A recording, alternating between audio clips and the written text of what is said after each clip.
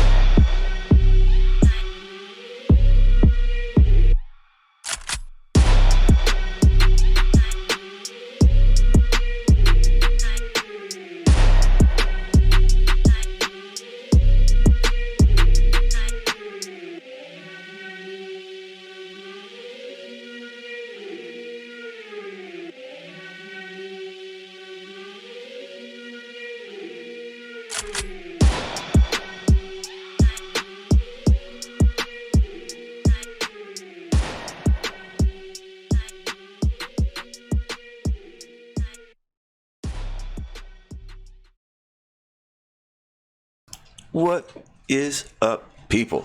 So let me know that you guys have a good audio, because I did play with it a little bit, so I want to make sure you guys can hear me before I start. And with that, I'm going to assume you do, but me and Chris have been going back and forth for I don't know how fucking long now. And one of the biggest issues I have with what he believes the world to be is that he's not bringing anything. Saying no, that's not true. All those things don't really mean anything. So with that, I mean, it's pretty simple to me. The problem that a lot of us have with the flat Earth explanation is that it's not complete. The understanding that things that have to be together have to work together no matter what. No, not no matter what, but they have to work together. And an explanation does help, because if you can't explain it, you probably don't understand it yourself. Right now, I'm kind of just making sure I can get everything going. Chris, I'm sending you the link to the Hangout as we speak into the back chat. So that way, it's just one-on-one. You don't have to worry about anyone else coming in and interjecting. So while we wait for Chris to jump on in, we'll go about it. So, what's up, Chris? Tim, what's up? How you doing, Twitwit? Illuminati Gaming, Don's channel. What's up? What's up, Legendary? How you doing, sir? And for all you guys who haven't heard it already, pretty much every fucking intro I do, that instrumental, that music, that is right there. That's Legendary Duke right there. Hit him up if you want something done, because he's damn good at it. Let me see here. What's up, Ritz? Like I said, guys, trying to get things in order as we speak. To do this, it was kind of not really 100% planned, but either way. Okay, so like I said, I want to get. Yesterday, I pretty much made it very clear that I've had enough. I mean, I know everyone else has had enough, but I've definitely had enough with the back talk. It's like you explain something that you understand, and for someone to say, no, that's wrong. The most natural thing ever is, hey, why and how? Now, Flat Earth can't answer any of it. It doesn't. The only thing it speaks to is, in my opinion, what the globe model explains. I've heard things like, hey, that's not fair because blah, blah, blah, and this happens and this happens. Okay, my bad. I just saw it, Chris. I will send you the link over at the Discord one instead. No problem. But you know, you guys have heard me rant. Let me get this done so I can we can get this started.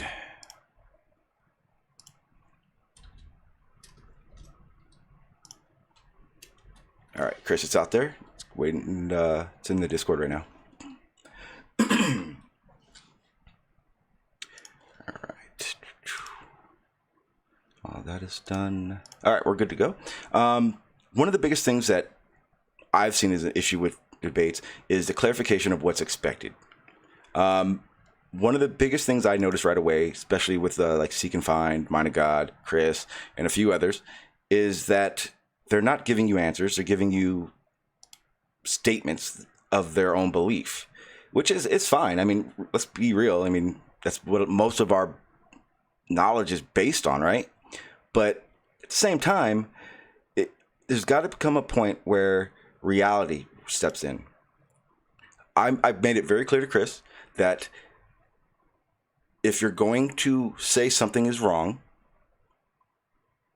then you have to have an explanation for how it's wrong. Pretty clear that if you're going to make a claim, you got to explain how that claim is true. Now, there are different things. There are obviously going to be things that me and Chris aren't going to be able to verify 1000% because we're on the internet, and both of us or neither of us are actually, you know, scientists with lab access and have done most of these. So we're going to be using hearsay, obviously. Other people have done these experiments, which is the other issue I have with Flat Earth. They have a lot of gripe with the fact that we, quote unquote, trust all these scientists. And the reality of it is no one can do everything. So you kind of have to. But there's an upside. We can verify it. We can verify each and every claim made by science. Now, whether you yourself are able to do this, that's here nor there. You know, some people have money, some people don't. Some people have the ability to travel more than others. So let's keep it real. That's not going to happen right off the bat. But any single test can be done by us. What's up, Chris? How you doing, sir? Yeah, my apologies. Yeah, well, if worst case, we can break it into, you know, part 1 and part 2 if you like. But like I said, it's I do apologize on that. It's just getting everything set up and making sure everything's going to be running good. Yeah, no worries. And just so you know, Chris, I don't run like, you know, that exact perfect debate where it's like everything goes like this and that. But the main thing is that our points are being put out there, and both of us can have the time to fact check each other, and the people can hear why either of us feel the way we do. That's basically the only crux of it and difference that I have in it.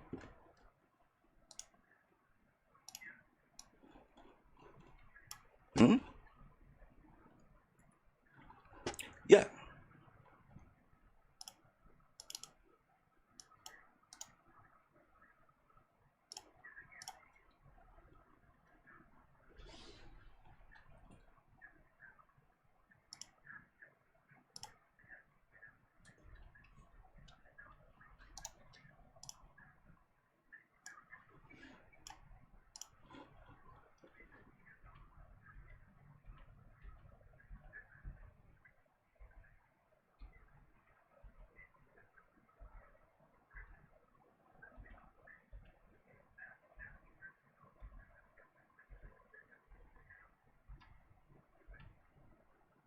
Well, see, the issue that I have with what you're saying is that I don't think you equate it with things that we can do that would verify it or not. For instance, if you're on a train and that train is moving at 100 miles an hour and you jump, it's the same thing, right? The train is not going to leave you because you're in the train.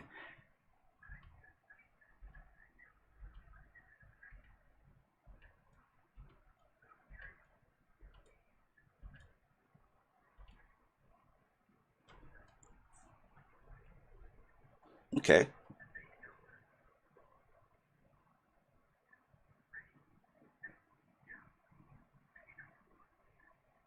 but the way it's explained is that our atmosphere is moving with the Earth as well. It's not the Earth moving and then the atmosphere doing its own thing. It's all one.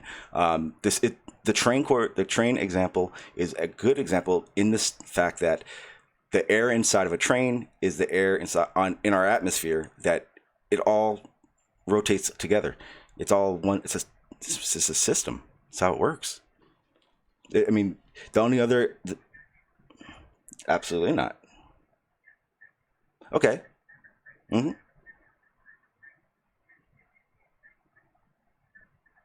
Mm-hmm.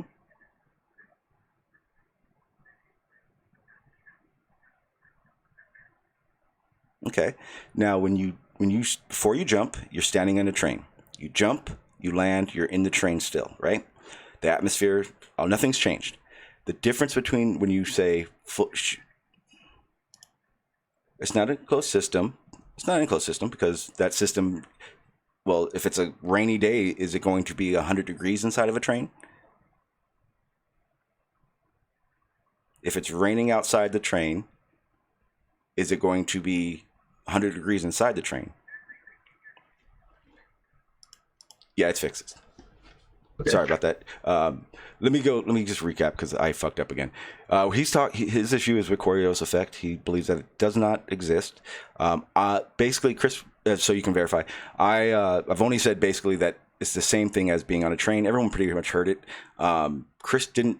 You can verify. Let me know if I'm wrong. Chris didn't really make any claims besides he doesn't believe Coriolis effect is real. Right? You haven't said anything beyond that, right?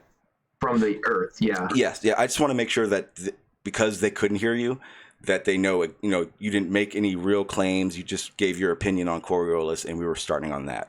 Well, they're still saying they can't hear me. Well, it's catching up. You're watching the watch screen, and they're catching up. No. I'm on the live page. I'm on the live stream on YouTube. Did it catch up yet? I'm watching real time updates. But has it caught up to everything yet? Well, yeah, I'm watching the real time comments on YouTube, and they're catching up. No. I'm on the live page. I'm on the live stream on YouTube. I'm watching real. Yeah, I can hear you. You're there. Okay, well, yeah. That's weird. It may have been the 3 seconds before it caught up to itself. Okay. Yeah, sorry about that. But just again, you didn't make any other claims besides you do not believe Coriolis is a real effect. And everyone was hearing my train example, and you said basically you didn't agree with me because the train and then the atmosphere and Earth aren't the same thing in your opinion, correct? Well, right, because on a train you're in an enclosed environment. Okay. So if you stand, let's take that same scenario, and you stand on top of the train and you jump. Okay. Is that the movement of that force of that wind going to push you back slightly? It depends on how high you jump. Okay, it depends on how high and how fast you're going. But let's say you're going 500 miles an hour on top of a train and you jump. Well, that's probably going to push you back, right? Only reason I would say that would be a bad example is that we don't experience 500 mile an hour winds. Well, right, that's my point. Because we're not moving, you see. Okay, but the thing is that if you wanted to make the same analogy, then you would have to say that we would feel 500 mile an hour wind on the surface of Earth. That's what I'm saying, and we don't. Therefore, we're not moving. Okay. Why don't we feel 500,000 mile per hour winds? Well, because the atmosphere moves with the rotation. Right. So then that means that there would be no Coriolis. Okay. I see the same reference frame. I see the confusion. Okay, I didn't get to finish. Well, I was starting to explain that when you told me that no one could hear us or hear you. So I'll finish now. Now, the difference is that you are still part of the surface, the atmosphere, when you do your little jump thing. But when you shoot a bullet, the trajectory of that bullet, the speed of that bullet, it does make it so it's not, how do I say it? It's not going to be still part of. It becomes an independent of the atmosphere and this rotation. So what happens is the rotation that is still going on while that bullet is traveling. That bullet it's going to do its own thing because of its speed, because of its trajectory. Now, depending on if it's north-south. It's in the atmosphere that's moving though, right? So why is it not it's not part of, it's going through at that point. Okay, but an airplane goes through the atmosphere. Okay. But airplanes don't have to worry about Coriolis. Well, it's also a little bit different in the sense that a commercial airliner does not travel the speed of a bullet. The commercial airliner kind of has to go along the different guides of aerodynamics. I mean, in the sense of it has to propel itself, so it's using that atmosphere to propel itself, whereas a bullet is still going through independent of that atmosphere. That makes sense. But you agree the airplane, well, it's using the atmosphere, but you agree it's independent of the atmosphere, right? The airplane, no. The airplane's not independent of the atmosphere? No. But a bullet is? Yes, because when you you fire a bullet, the bullet, it becomes a projectile through the atmosphere. Okay. Where an airplane uses that atmosphere and shoots it out of its exhaust, which means it is still part of. It needs that atmosphere to travel. You don't need atmosphere for a bullet to travel. If you take an airplane, if you go 200 miles up, low space orbit, a plane doesn't work. Plane won't fly. Okay, so let me ask you a question, or maybe a couple of series of questions based on your answers. So if, let's say I'm at the equator and the Earth is supposedly moving 1,000 miles per hour to the east. Let's say I take off, let's say I'm going west to east with the same movement of the Earth. Will I experience any Coriolis going west to east at the equator? You yourself, or say firing a bullet?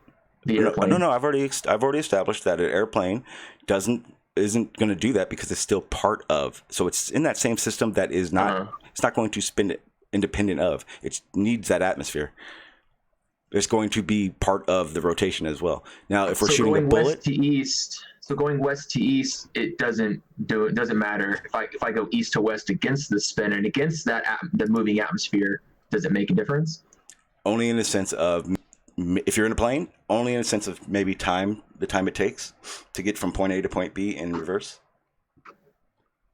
Okay, but we know that's not the case, though, right? Why? Yeah, no, we do. We know it's the case. I can tell you from experience it's the case, in that I just took a flight.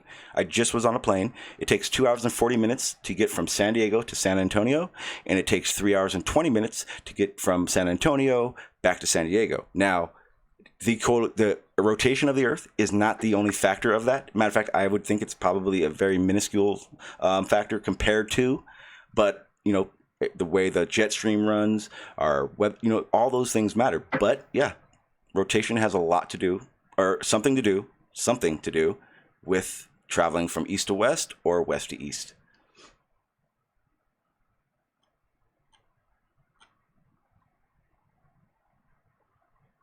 Okay. I mean, I just say it's all. If there's a difference in time, it's all due to the airflow, to tailwinds and things like that. I mean, yep. You're never going to see the Earth move or spin underneath you in either the direction you're moving or the opposite direction.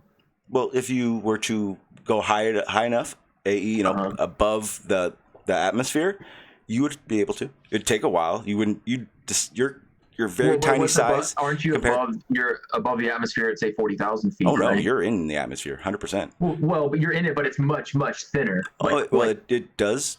Look, the pressure PSI does start dropping, but you're still in the atmosphere. That's why the ISS has to go a certain height to be able to do what it does. It can't just decide what height it's at and then orbit from there.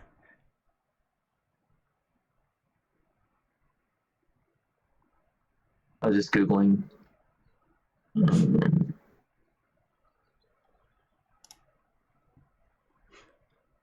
Here's the point. Okay, we can go back and forth on this all day. The reason that ball earthers turn into flat earthers like I did is because when you ask questions about is there a difference from flying east to west? No, there's no difference. Is there a difference flying west to east? Other than tailwinds and things, no, there's no difference.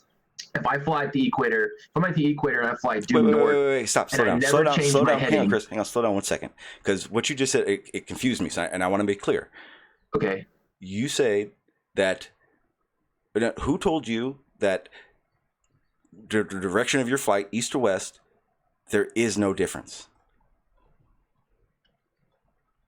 I'm saying due to Coriolis.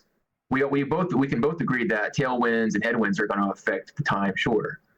They have, but the 1,000 mile per hour spin is not. There's no effect at all. But what you're saying is true and not true, because the tailwinds and the jet stream and all that have a factor in it, 100%, but they're not the only factors. And those jet streams and that tailwind that you're speaking of is because, it has Coriolis effect that makes that happen. It's not like there's just a unruly, just any direction at any time type weather system. Our weather systems and our jet streams, more importantly, it has that effect the way they work because of Coriolis. The way hurricanes, tornadoes are a little bit too small, but hurricanes, everything is verified through hurricanes and all these other tests that we're doing. How would you explain why a bullet drifts to the east or left or right, east or west? They don't. I can show you multiple examples of that it does. I can give matter of fact. Okay, so I don't shoot when I hunt. I don't shoot up over 1,000 yards. I never will. Too risky. But I can tell you now, depending on where I'm at, that what's in the atmosphere, how the conditions are, all these things that play a factor into me shooting a bullet, I still do have to take into account the fact that nothing that is in front of me will just happen to be going straight and I'll hit it. I have to take a lot of things into effect. When I look into a sniper manual book, and I don't know why no one says, I have no clue why no one says this, or why people say this isn't real, but yes, the Coriolis effect is 100% taught and used when shooting a sniper rifle. 100%. I mean, there's no doubt about it. Okay, well, because I've heard people who shoot and who are in the military say that they never take it into account. At what level are they in that military? I don't know. Just it doesn't matter. I don't care what level they are. If they shoot rounds at a certain distance, or if they at least claim they do, then that's all that really matters. No, it would 100%. Well, here's the biggest issue with what you just said. If you don't know the level in which they are in that military, there's a huge issue with that, because a normal person, a normal soldier who's training, shooting at ranges all the time, they're not the average ones. They're not shooting anywhere near 1,000 yards, nor do they even want to or try to. It's a waste of bullets. You don't shoot 1,000 yards with a M16. You wouldn't do it. Or you could, but you wouldn't. Can you show me any manual or any guide that takes not only Coriolis into account, but tells you that also has the latitude and longitude coordinates for every point on Earth and how to vary the Coriolis? I would say you're asking a little bit too much from someone who doesn't do it themselves, but I can definitely find you a manual that does take into effect. 100%, absolutely, that's taught in these things. So yeah, I said Coriolis. Yes, I didn't. But show me what you asked me for has nothing to do with data points. There's not like a sniper has data points, a book with data points that he uses when he goes and fires. It's something that he is taught and takes into effect. Kind of like gravity. They don't take it into account at all. Okay, well, like I said, I'll find it. And okay, and then what exactly would happen? What is the effect when we do see bullets that stray, or hurricanes for that matter? Why do hurricanes work the way they do if Coriolis doesn't work or isn't real? Hold on a second. I'm trying to see. Well, I was just looking at what they actually have to take into. There are a couple things that shooters have to take into, things that we can prove and demonstrate, like, I don't know, what is it? Wind speed and maybe pressure, and a couple of those barometric pressure, maybe temperature, those kind of things that. Well, are you reading from a list right now? No, well, I'm on a page, but those are just off the top of my head. Okay, I was going to say, I just wanted, if you'd share that, it'd be great. But at the same time, well, this is just a core. I just found whatever the first thing I click on is. Okay, but here's the situation when it comes to the Coriolis effect. There are things that we can verify, but you're saying they're not verifiable, which doesn't make sense. Only in the fact that what's happening when we see these things happen? Temperature and pressure aren't verifiable. Absolutely, they are. Well, I didn't say they weren't. That's what I said. That's what I'm saying. No, but okay. So, are you saying that when a sniper shoots a rifle at 1,000 yards, and they're in this fictional Coriolis effect that doesn't take place, why does the bullet stray to the east or to the left or the right of the target every time? It doesn't. Okay. Now, can you show me? Okay, I can give you an answer because 99 out of 100 shooters aren't going to be able to do that no matter what. With those other variables. Here's the problem with that. I mean, you got to remember, we're talking, I said sniper. Have you ever shot a target? Have you ever shot a target from any distance? I've shot thousands of targets. Okay, and I have too. Have you ever laid the exact same pattern down, or shot in the, or rather, have you ever shot in the exact same spot, shot after shot after shot, 100%? Well, a target grouping depends on the bullet, the gun, and the shooter. Okay, there you go. There is a situation. Yeah, but see, there's a difference because when we're say adjusting our sights for accuracy, I personally use a gun stop. So basically, my gun is strapped down to a vise that won't allow me to move from the shot I did before, or the shot before that, or the shot before that. So if I use that and I'm adjusting my sights, yeah, I'll have a insanely small target grouping. But, you know, in realization of it, I'm not going to be shooting 1,000 yards to be doing that. Right. So think about how much more difficult it would be to hit a target dead on from 1,000 yards. Okay. You can't even do it from 50 yards probably dead on, right? Or at least not over and over again. So same reasons that you're off to the left or right or up and down, it's not Coriolis. Okay. It's all those other things. And if we're looking at it that way, how many times have you just taken, let's say, 20 random shots, and they were either to the left or to the right of your target, not scattered? I had to step away for just 2 seconds. Say that again. How often do you, when you shoot, are you able to group it, or better yet, aim bullseye, and your hits be grouped to either or side of the target at a distance?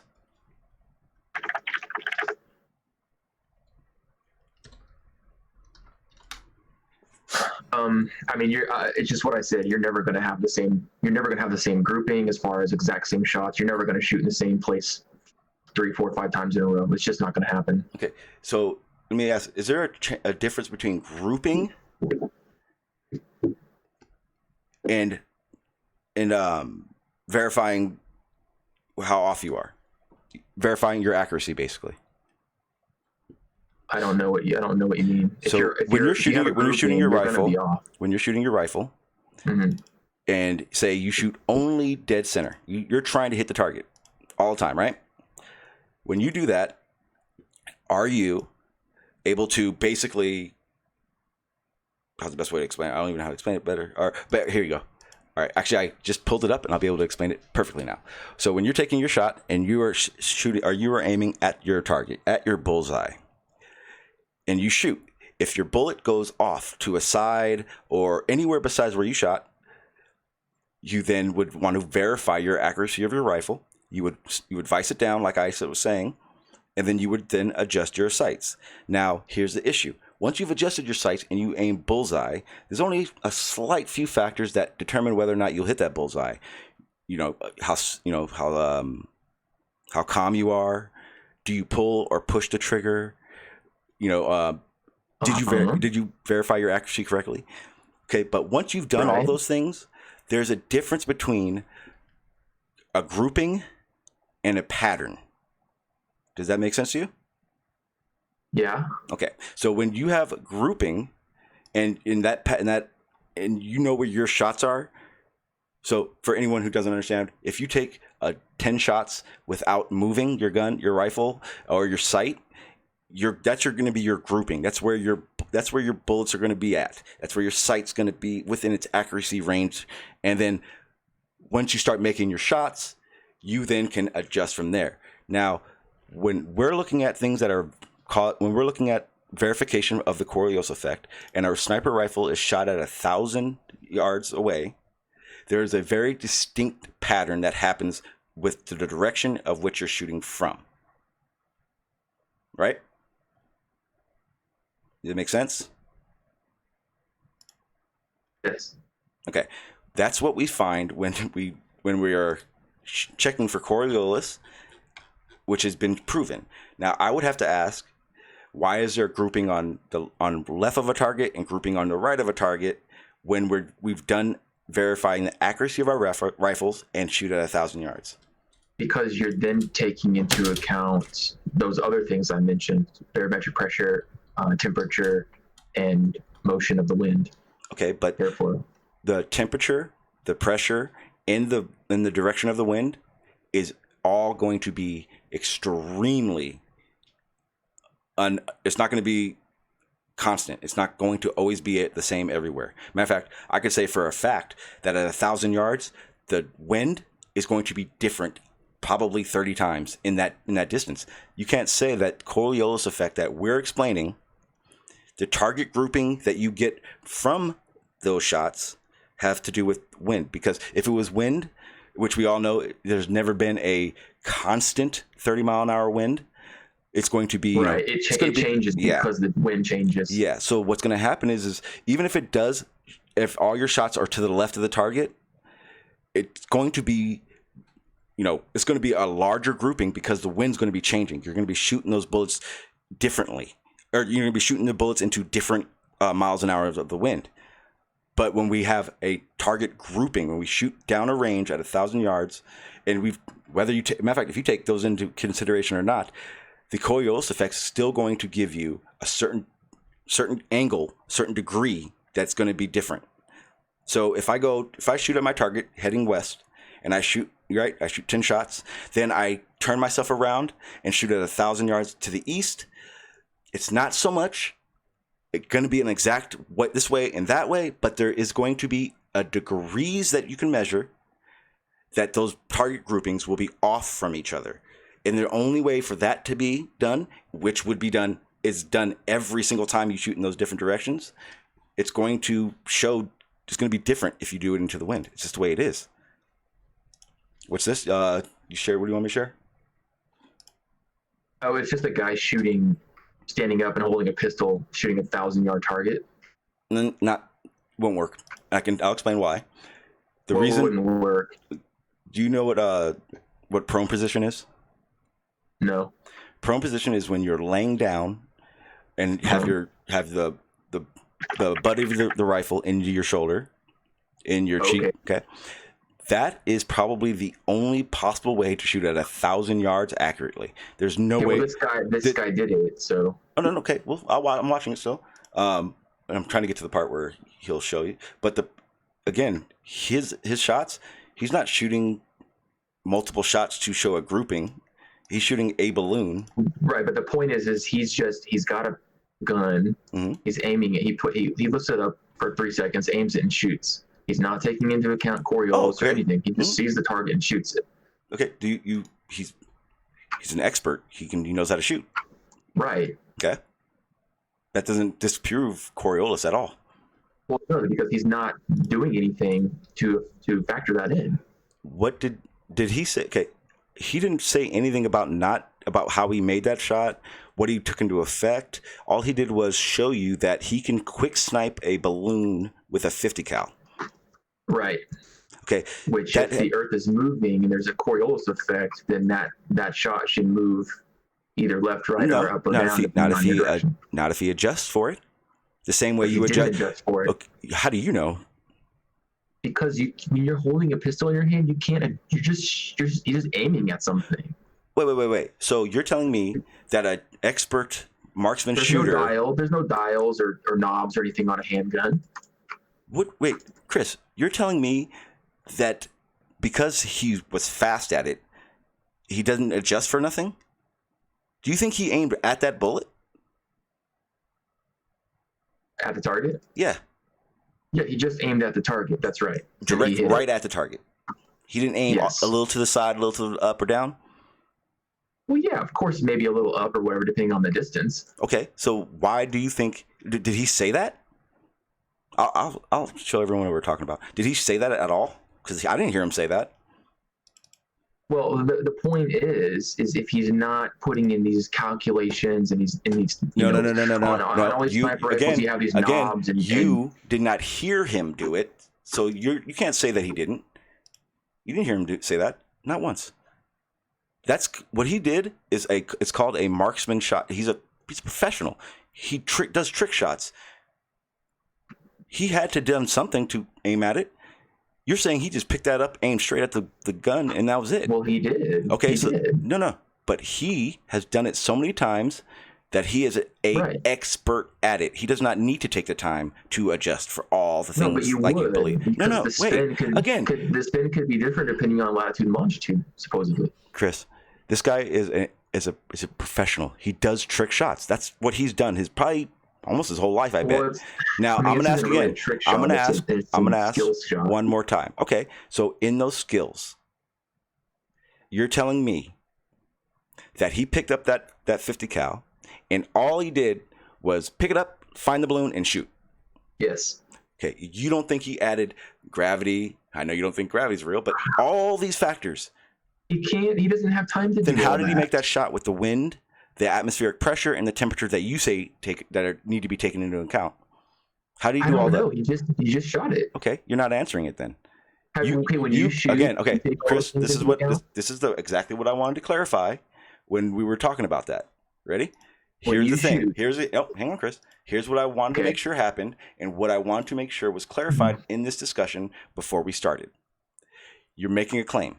Your claim is that he does not use Coriolis to make his shot. But you have already stated and read to us that you think pressure, you think temperature, wind, all those things are a factor in shooting at that 1,000 yards. Do you believe that guy that made that shot adjusted for those things in the 2 seconds he shot? The ones that you believe are taken into account? In this example, probably not. So why not? How does he make that shot then if those things are a factor, but yet he doesn't have to play it in part? Because the only way that would be possible if it was a perfect day with no conditions, which you are very adamant about never being possible. Maybe he looked at the reports and said, "Okay, it's a nice." Okay, maybe does not disprove Coriolis. We both know that. Look, do you know why this is really hard to do? Because it's really hard to prove something that doesn't exist. Okay. Well, you know what's really hard to do is prove something that doesn't exist when there are many examples and evidence that it does. Well, there's not. Okay. What are your examples, and how about we go to you? Because I'm having a hard time disproving something that doesn't exist. So you prove something that supposedly exists. Again, you're making claims that you have no backing on, so you can't say that, Chris. I made that clear that needed to be part of this debate. What claim am I making? You're making the claim that Coriolis does not exist with no evidence. When the Earth doesn't exist. No evidence. Remember, I can put our DM up again. I made it very clear. If you're going to make a claim, you have to be able to back that claim up. Your claim, the way you backed that claim up was you showed me a video of a guy who knows how to do trick shots and quick shooter, and you're backing that by saying he didn't take wind, the atmosphere conditions, and nothing into account when he made that shot. And the reason you're saying I didn't say that. Yes, you did. Say that. Okay, well, I can go back. Well, then I clarified. Would you like me to go back? No, then I clarified and said maybe he did take those into account, but he just looked at the conditions of the day. Yeah, okay, but he's not like sitting there calculating it as he's taking the shot. Chris, that's the difference. It wouldn't work. If you shot weapons and you looked into this, okay, so you're telling me that guy got up, ate breakfast, or 10 minutes before he made that shot, you're telling me he looked up a report on the weather, the winds, and the temperature, and then he shot according to that. Well, he would have, if he did that, he would have had to have done that because he didn't do it while he took the shot. Okay, what about the wind? Would have been anything of the same when he made that shot, when he looked up the data and then went and took the shot? The wind would not be the same. Are we in agreement to that? Well, yeah, but you can have a low wind day that's got very no. variations. See, Chris, You can have a day that has no wind. You can have a day that has 1 mile an hour wind. You can have a day that has 10 mile an hour wind. But the difference is you don't know what that conditions were in that upload. The issue is that you. Well, no, it's a guess to say that if he's going to do that, where he just lifts the gun for 3 seconds and shoots it, that he's got to know beforehand that those conditions are correct, right for the situation. He's not going to go shooting 50-mile-per-hour wind. That's obvious. Okay, how many times in your life or in your research have you heard of a perfect day where there's no wind? There's no. I didn't say that. Okay, no, I'm asking. No, I'm asking you. I didn't say you said it. I'm asking. But then why are we saying perfect day if neither of us said it? I didn't say perfect day. I'm asking you, name a time. I'm asking. Okay, well, I'm asking you, name a time there's been a perfect day. Can you? That's a straw man because no one's saying there's a perfect day. Okay, perfect. Yeah, you're right. It is. It is a straw man because I'm getting to a point, and you're not getting it, so I kind of had to.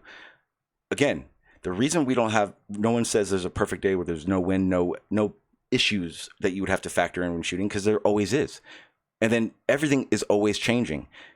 You cannot you cannot look up the weather report and the pressures and then go take a shot minutes later and think it's the same. How does he adjust? Hang on, Chris. Hang on. How does he adjust for anything that he read 10 minutes prior during his shot? If we know that everything about what he would have checked can change in seconds. All right, like I said, if you want to move on to what evidence you have, because I can't not prove something that doesn't exist. Again, you can't make that claim, Chris. Sorry, we made an agreement. If you're going to make a claim, you had to be able to back it up, and you haven't backed it up. Okay, no, but it's a claim to the negative. In other words, if it doesn't exist, how can I prove that it exists? Like that's my. Then you need to be saying you don't believe it exists with no evidence. You have not shown evidence that it does not exist. You cannot make the claim that it does not exist. We've talked about this. I can show you the message that went made. We went back and forth and talked about this. Don't take Coriolis into account. It doesn't affect them anyway. I didn't hear that part. What? I said, things like airplanes and helicopters don't have to take it into account. You can have a. I said they don't. I said they don't, and I explained why. Can you do the same for what you're claiming? That was the important part. You needed to be able to explain and or show why your claim was correct. You made a claim that Coriolis is not real. Can you show me where you're showing, or can you show me evidence that your claim is correct? If not, then all you're doing is saying Coriolis is not a real thing because we don't. There's no. Yeah, I mean, we don't experience it. We don't feel it. There's no calculation or there's no accounting for it in an airplane. That's not true. Or a helicopter. No. In certain situations, the situation isn't where you're going to be able to notice it. It doesn't mean it's not there, Chris. Okay. But there are things we can do. There are things we can do. No, stop. It doesn't matter. Okay, no. See, here's the thing. I explained very clearly why a plane doesn't and a bullet does. Can you explain to me how you know none of these things are real? How is Coriolis not real to you? But I just explained why your thought on it is wrong, and I explained exactly how you can verify it. You can go out and verify this, and I guarantee you, your explanation has no weight compared to how a shooter shoots at all. A shooter does not go and look at a weather report or the atmospheric conditions before he goes shoots and then adjust according to what he read. It doesn't work that way. The reason why is because if you, who have never shot at 1,000 yards, gets on a rifle, gets into prone position, and you go to shoot 1,000 yards, you, who have never done it, has to take into account these things, will take an insane amount of time longer.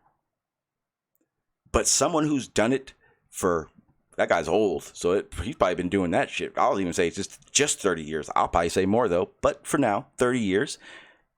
You don't think his skill level has made that much, much, much, much faster than the time it would take someone who never has? Let's see.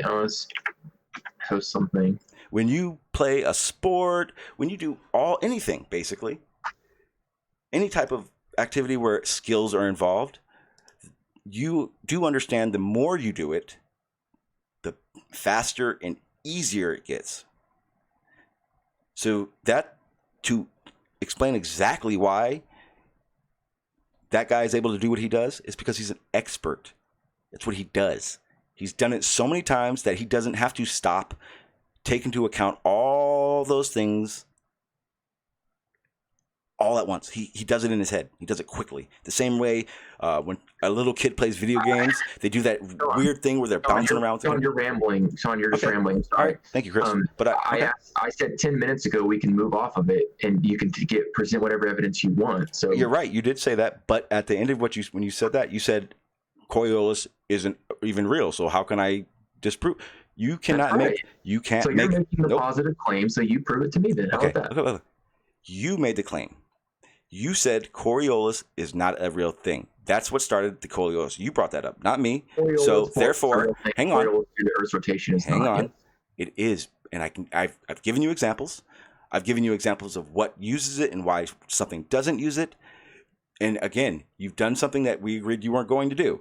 You cannot make a claim of Coriolis not being real. Hang on, Chris. You can't make a claim. You can't make a claim without evidence to back it. You do not have evidence that backs Coriolis not being real. I do, and I'll show you. I'll show you. I will show. Saying the Earth doesn't move is absolutely a factual statement. No, it's okay. Show me evidence. How can I show you that the Earth doesn't move? With evidence. Okay. How did you determine that Earth does not move, and you know that for sure? How did you determine that if there's no evidence? Because it doesn't matter how high you go, how low you go, what direction you go. If you're in a plane or an airplane or on a boat or anything, it doesn't make a difference. Source, please. Well, the source is experience. How about that? Okay. What is your experience where you've had the opportunity to reach altitudes that you would be able to establish that? Well, I've been in an airplane before. So I already explained 30,000 feet and 40,000 feet is still in the Earth's atmosphere and nowhere near high enough to do that. You're in a plane that's moving, so therefore you wouldn't be able to be stationary to notice if the Earth is moving or not. So how did you verify that? Well, I've done research. Well, go ahead.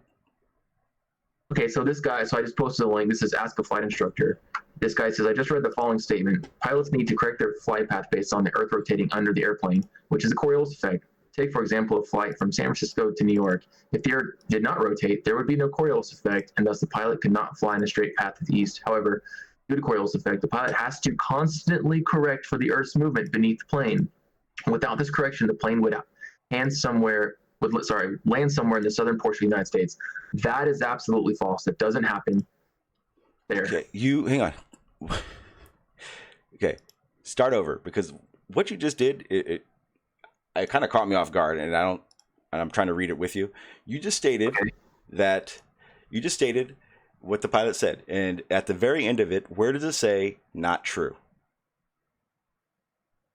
Well, and then the guy goes on to say, I'm a beginner pilot, but this certainly does not seem correct. The plane is in the Earth's atmosphere, which moves with the Earth as it rotates. No correction should be needed for the Earth's rotation. Where did you see that? I'm literally trying. Okay, I see. Okay, so it says, and I'm going to start at the beginning because it doesn't make sense what you said to me. I just read this following statement. Pilots need to correct their flight plan based on, okay, so there's a guy asking a question to ask a pilot. So the first paragraph is the question from a pilot, or from a beginning pilot, I see, because he says, I'm a beginning pilot. This is currently does not seem, or not, what the hell? But this certainly does not seem correct. The plane is in the Earth's atmosphere, okay, blah, blah, blah. Then let's go to the answer of what you just did, okay? Secondary, they close it. So this is all a statement from someone. This isn't even answers. You didn't read an answer to anything. You read a question and an opinion from a beginner pilot. No, this guy, the answer from this guy is no. The answer, the short answer in theory, yes. In practice, no. Okay, so let me get this straight. Did you just give me? Did you just verify your claim, or did you use someone's opinion in question to verify it? Because I'm looking at this now, Chris. and I'm sharing it now. And what you've read from here all the way down to the very end of this article is a beginner pilot asking questions. The only place in this whole thing that would be an answer is down here, and these are all people that would be answering it. Right. Now, if you want to ask a question, you can't answer it with someone asking a question. You have to answer it with an answer. So can you then now go scroll through these answers and find where it says Coriolis isn't real? Because that would be how you verify what you claimed. Yeah, because the first answer, the guy says, in theory, yes, in practice, no. See, it's always in theory. The manual has to do this. Continue. Because you never. What does in theory mean? It would determine in theory means what they tell you is true. No, it's in theory means it determining what the factors are in it. Therefore, I would use that as: are you flying 100 miles an hour? Are you flying 500 miles an hour? Are you flying 1,000 miles an hour? So, in my opinion, personally, my opinion, when I read in theory, yes, I'm reading depending on the situation, and it would depend on the situation. No, that is not what that means at all. Okay. In theory means yes. It says, in theory. It's an interesting question.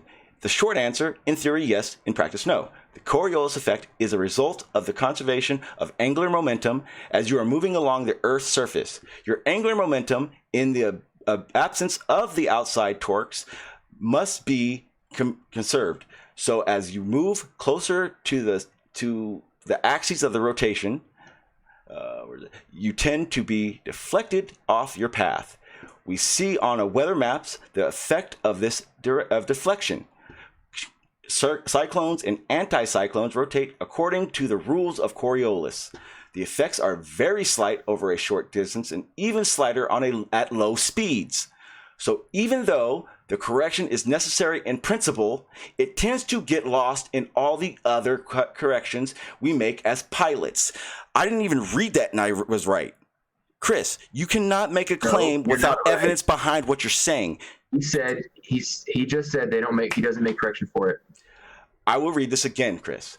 This effect is very slight over a short distance and even slighter at low speeds.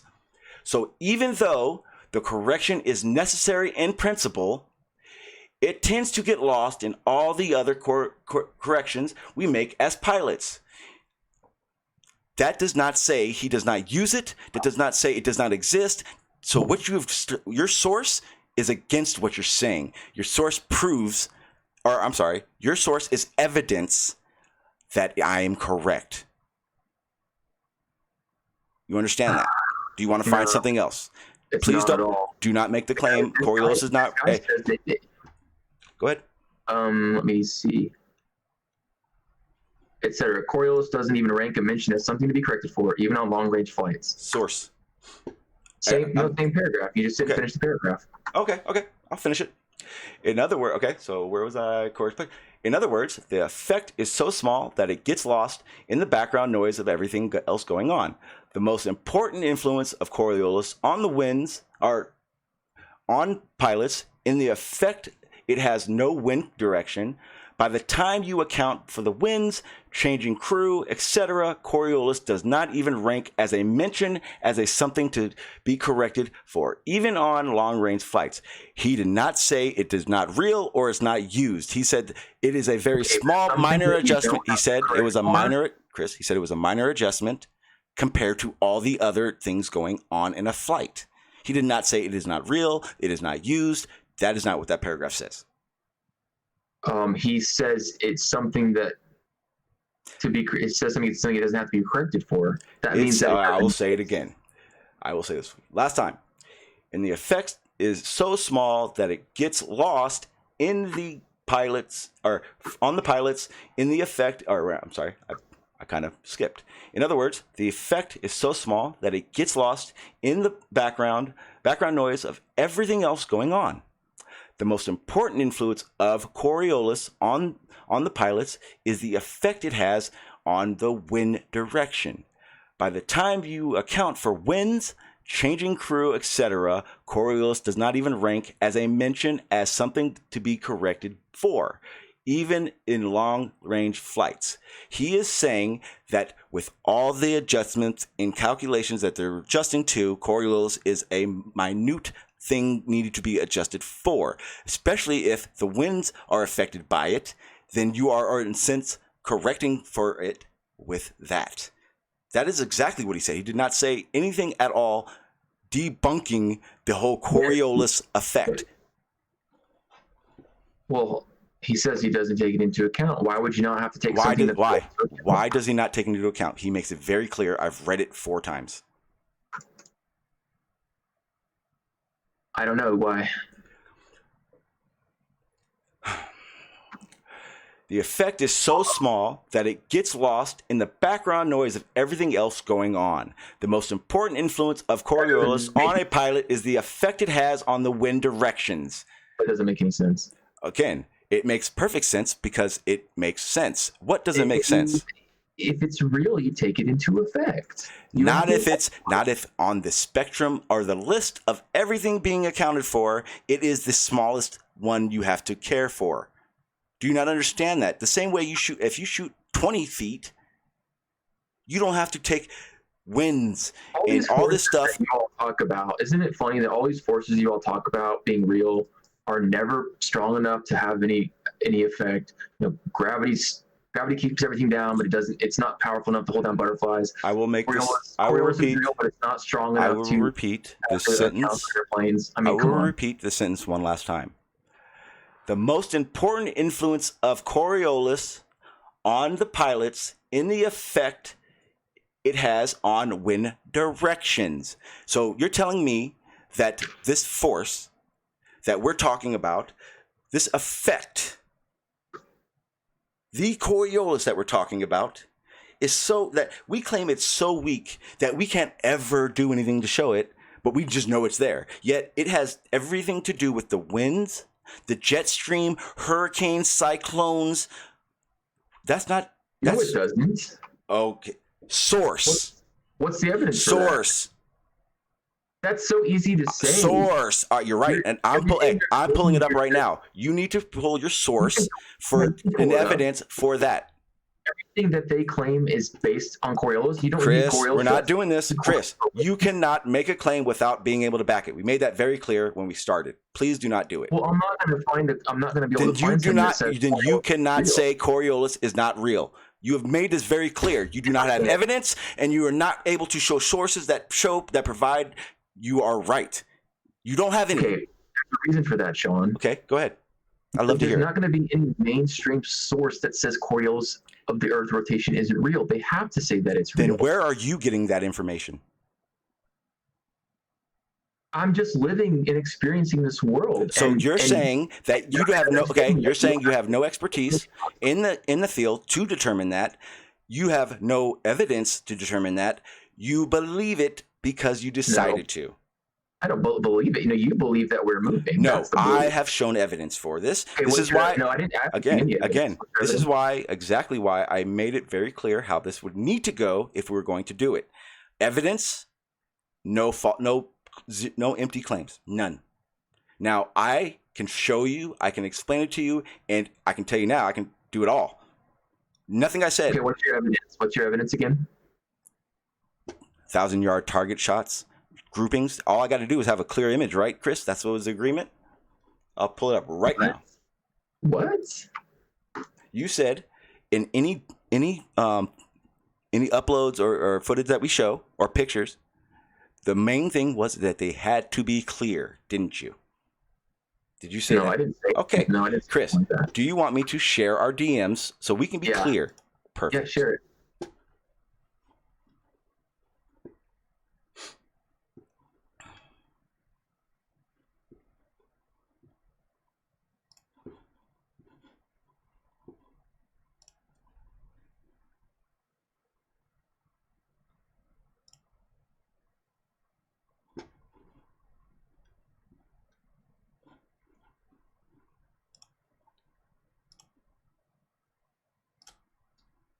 There you go.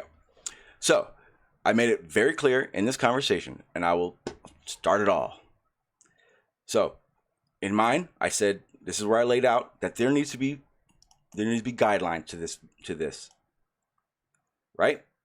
Seeing how you've been acting more and more confident, blah blah blah, with your observation. Okay, I'll read the whole thing. Seeing how you've been acting more and more confident in your observations, why don't we have a one-on-one debate? Main rule: present anything if either of our observations clash, meaning we don't agree.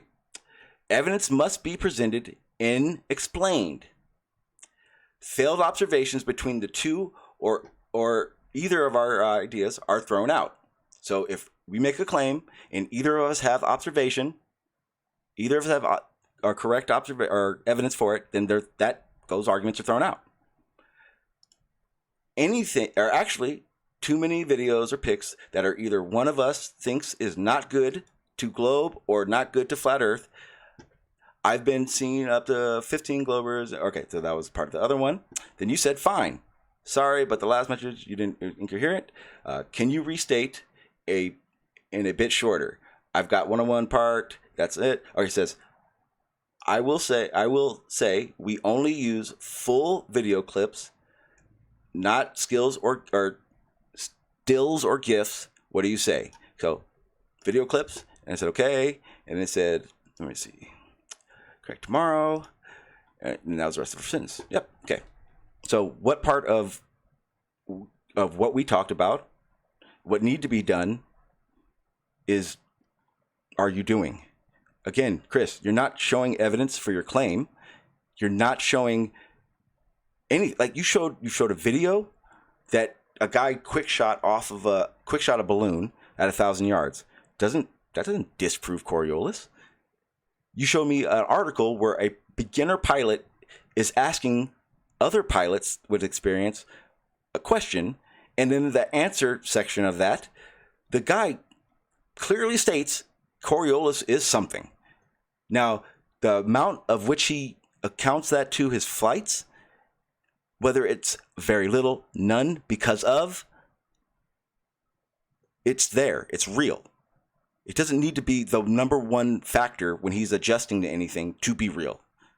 Then you made a statement that Coriolis is wrong. It's just not a thing. Again, by hurricanes, jet streams, in the weather weather patterns. You have shown no evidence that states Coriolis is not real. You said, right after I said that before, well, there's not going to be some mainstream blah, blah, blah that does this. Okay, then you have at some point had to have gotten a source that not only told you Coriolis was fake, but given you evidence that was correct for it to have been faked. You didn't even say that. You said, fine, then I'm going off experience. I said, what is your experience, Chris? You said, I've flown at 30,000 feet. At 30,000 feet, Chris, that has nothing to do with being able to experience Coriolis. It has nothing to do with experiencing the Earth's rotation. You would have to leave the Earth's atmosphere in which you are in.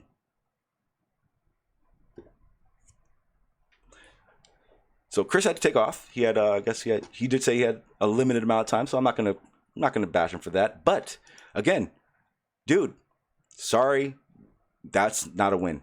Not even a little win for what you're explaining. I'm sorry, it's not. You need to step up your game,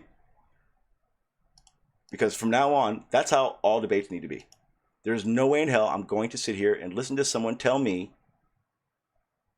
these things aren't real, yet use their real articles and sources to explain that.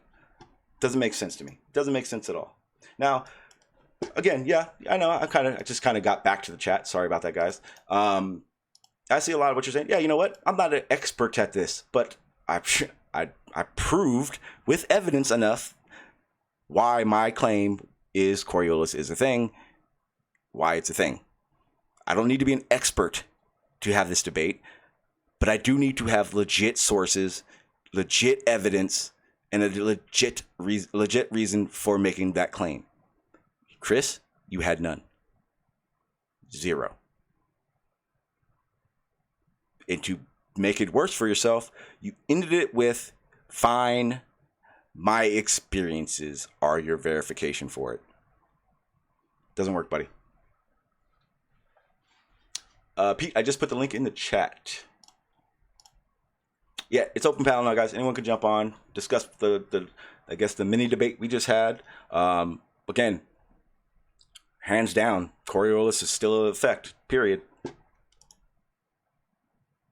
And that's just the way it is. I mean, Chris goes about his atmosphere claim the same way. What's up, Ali B? What's up, Harry? Harry, how you doing, guys? How you doing, Sean? Good. I do apologize for the amateur debate, but that's how I roll. That's how I prefer it to be, where it's just free flowing and no moderator and all that stuff. I just got the notification you were on, so. Okay. 1 second, guys. 1 second. Hey, B-Ball, man. Good looking out on that. I definitely appreciate it, man. All right, go ahead. I'm sorry. Well, it's filling up. Yeah. People got stuff to say. How you doing, Pete? Hey, not too bad. What's up, Red? Good afternoon, sir. Yep. Now, again, I'll say it, and Pete, I know you're gonna add to it with something like this. I'm not an expert, but I didn't expect to be giving expert answers. I just wanted to give the verifications and evidence that I have for it, and explanations. So go ahead. I mean, I'm not pinpointing you, but I wanted to say it for everyone.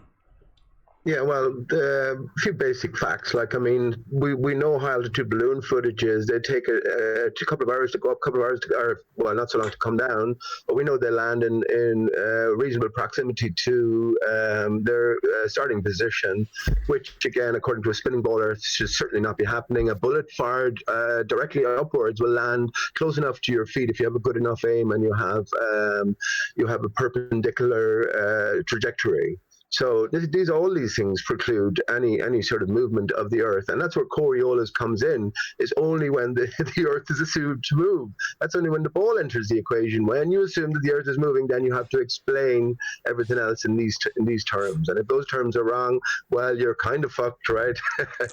But in what I understand of it, the reason the Coriolis effect is shown with bullets would be because you're either going against or with the spin rotation. But if you shoot straight up, it's not. It's not. Right. But hang on, the Earth is still supposed to be moving underneath, right? So if you shoot up, the bullet will carry its momentum and it should land downrange somewhere. Yeah, otherwise, you'd have to fire it behind you and wait for it to sort of catch up to you. I guess it starts out moving at the same speed the Earth is moving. It starts out that way. It's going to keep going. Now, the same thing with the balloon. It's flying in the atmosphere of the Earth, which is moving with the Earth. You can make a balloon go all kinds of different directions, just depending on what altitude you pick. That's how they steer them. It's either that or it's flat, right, and it's stationary. And of course, as we rise up, you have different densities of air to take into consideration. So the lighter, thinner air at the upper levels will be moving necessarily at a different speed to the lower ranges of air. And again, you can make all the excuses you like. So it's either all of these excuses included with a spinning ball Earth, or else the Earth is flat. And yeah, but that doesn't have anything to do with Coriolis force or Utvush force if you want to go east to west. Like, it really doesn't matter. Yeah. So you guys say that so the atmosphere definitely does spin with the Earth. Of course it does. So it's stuck to the Earth and it spins round with the Earth. Yeah, okay, right. No need to say of course it does. Just say yes. Right. Fine. Okay, good. Fair enough. What a chaotic system. I could quote you as saying the atmosphere definitely sticks to the and then you'll if I bring yous along, you will repeat exactly what you said then, yeah? Yeah, I will. All right, good stuff, thank you. Perfect. Yeah, I mean you can just look at the opposite of what you would expect if the atmosphere wasn't moving with the rotation of the Earth, then you would be feeling a lot of wind. Coriolis in Irish translates to knowledge of the core. And once we understand that the ball Earth and the spinning ball Earth is all metaphor, right, then we can maybe try and decode it in a different sense. But yeah, I mean, something is moving, right? And the original question was, what is moving exactly? Is it the ground that's moving? Is it the sky that's moving? Or are both moving? So it's either one of those three options that we have. And well, if the Coriolis applies to anything, it applies to the moving ether or the moving energies that are responsible for all of these skylights. But as I say, balloons that are sent up and spend hours in the air and go up well beyond the atmosphere, come down and land in pretty close vicinity to where they took off from, and sometimes in the opposite direction.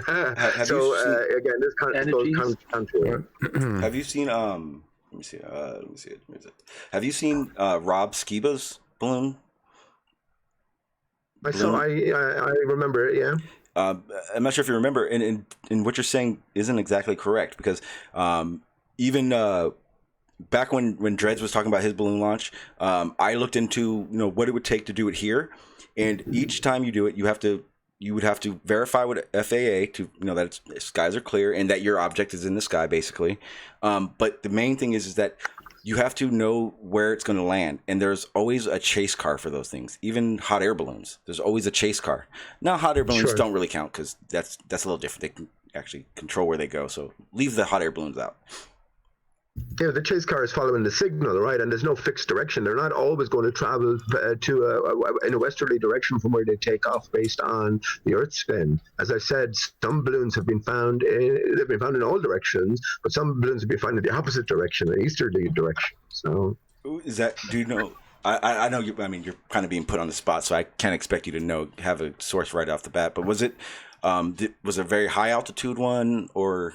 Yeah, man. Some of those spend 3 hours getting up to their apex and then maybe half an hour coming back down. Okay, because in that situation, I could see it being, it either not hitting the jet stream, but, near it in that air where it would be turbulent, where it would spin almost have a circular motion to it. That could do it. I don't know. I'm not saying that's why. I'm just throwing it out there.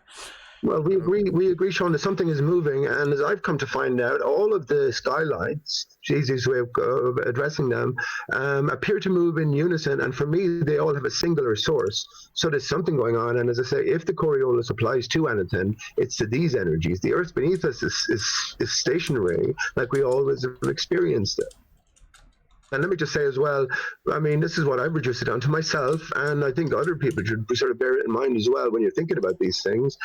Yeah, one of the three is true. Either the Earth is moving, sky is still, the sky is moving, the Earth is still, or both are moving. Now, when we ask the basic questions, we understand the ball doesn't enter the equation if the Earth beneath isn't moving based on the universal behavior of water, right, which we all can appreciate, which is flat when still. So if the Earth was shown to be moving initially, then the ball wouldn't enter the reckoning.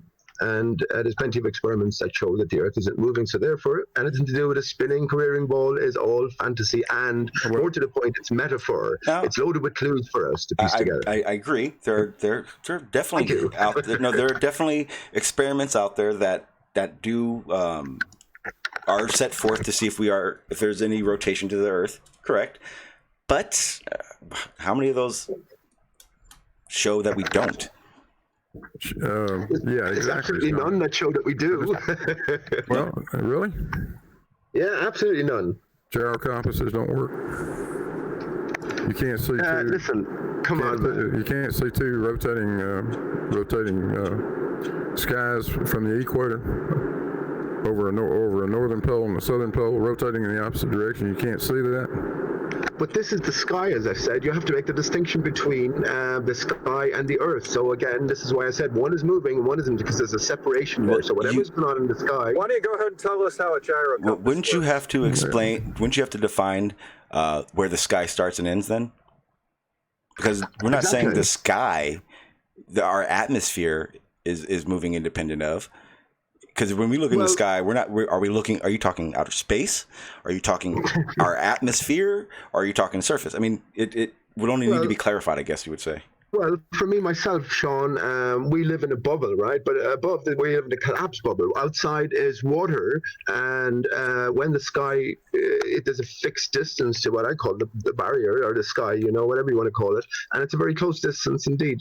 You're not going to agree with that. You're going to think in terms of infinite space beyond. So we're looking into the depths of the universe. Yeah, you're right, but that's why I wanted to clarify, because we do definitely have different ideas of what's going on. Why don't you go ahead and explain how a gyro compass works? We'll just put this to bed right now. Tell us how a gyro compass works. Gyro compass. I'm not sure. How does it work? It's invented in 1908, and it points to true north based on two factors. One, that gravity is a thing, and two, that the Earth is spinning. So why don't you go ahead and explain to us in detail how a gyro compass works before you. Okay, I said I don't know. Okay. I don't know exactly how a gyro compass works. Before you make proclamations that the Earth is not a rotating sphere without gravity, you need to look up and learn about a gyro compass, because both gravity and rotation is required for those to work, and they do work. Therefore, gravity and rotation are both a thing.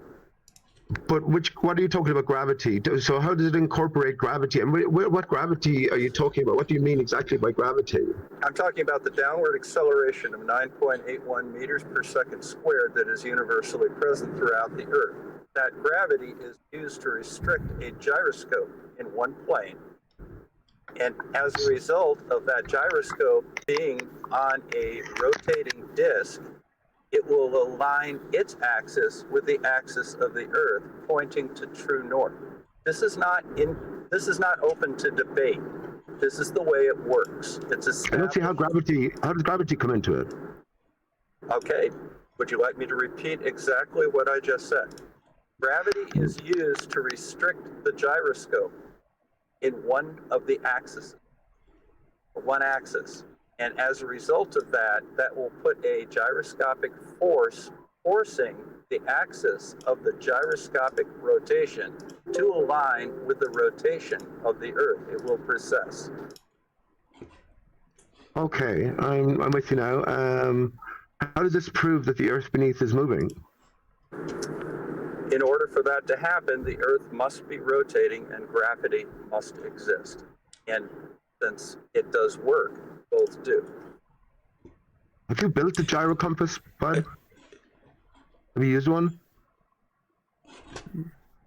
What's that have to do with anything? Hey, Bjorn, I just want to say thank you, man. I appreciate that so damn much, man. Thank you very, very much. That you can sum up in a couple of sentences, prove the rotation of the Earth, I like to keep it, I couldn't find anything else debates that like this as well. I want to know what your own personal experience with these things are. Well, Google gyro.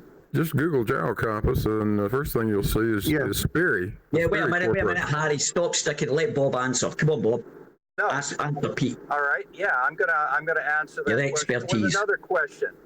Do I have to personally experience childbirth to understand it? No, I do not. I don't. That's fallacious. Well, you do. You do. Actually, you do, Ali. You do actually. You have to understand the pain.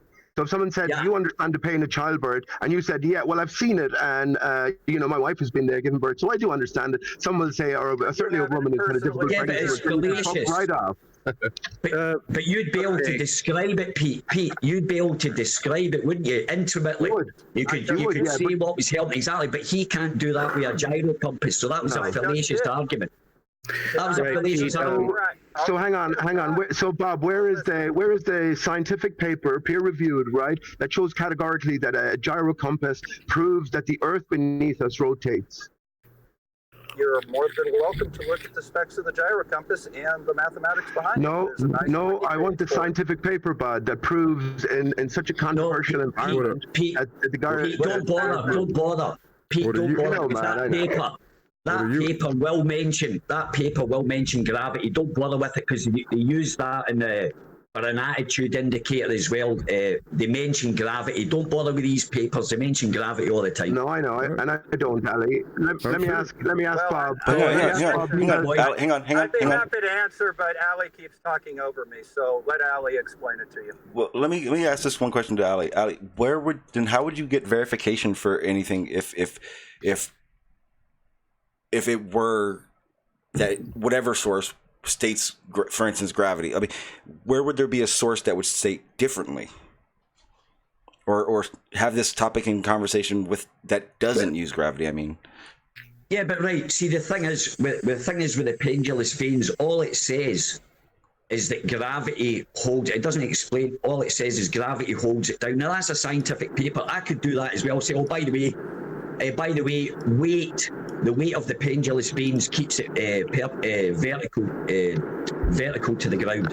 We're not Right? I talking could about say that. Right? I could say that. Wait a minute. I could say that. Right?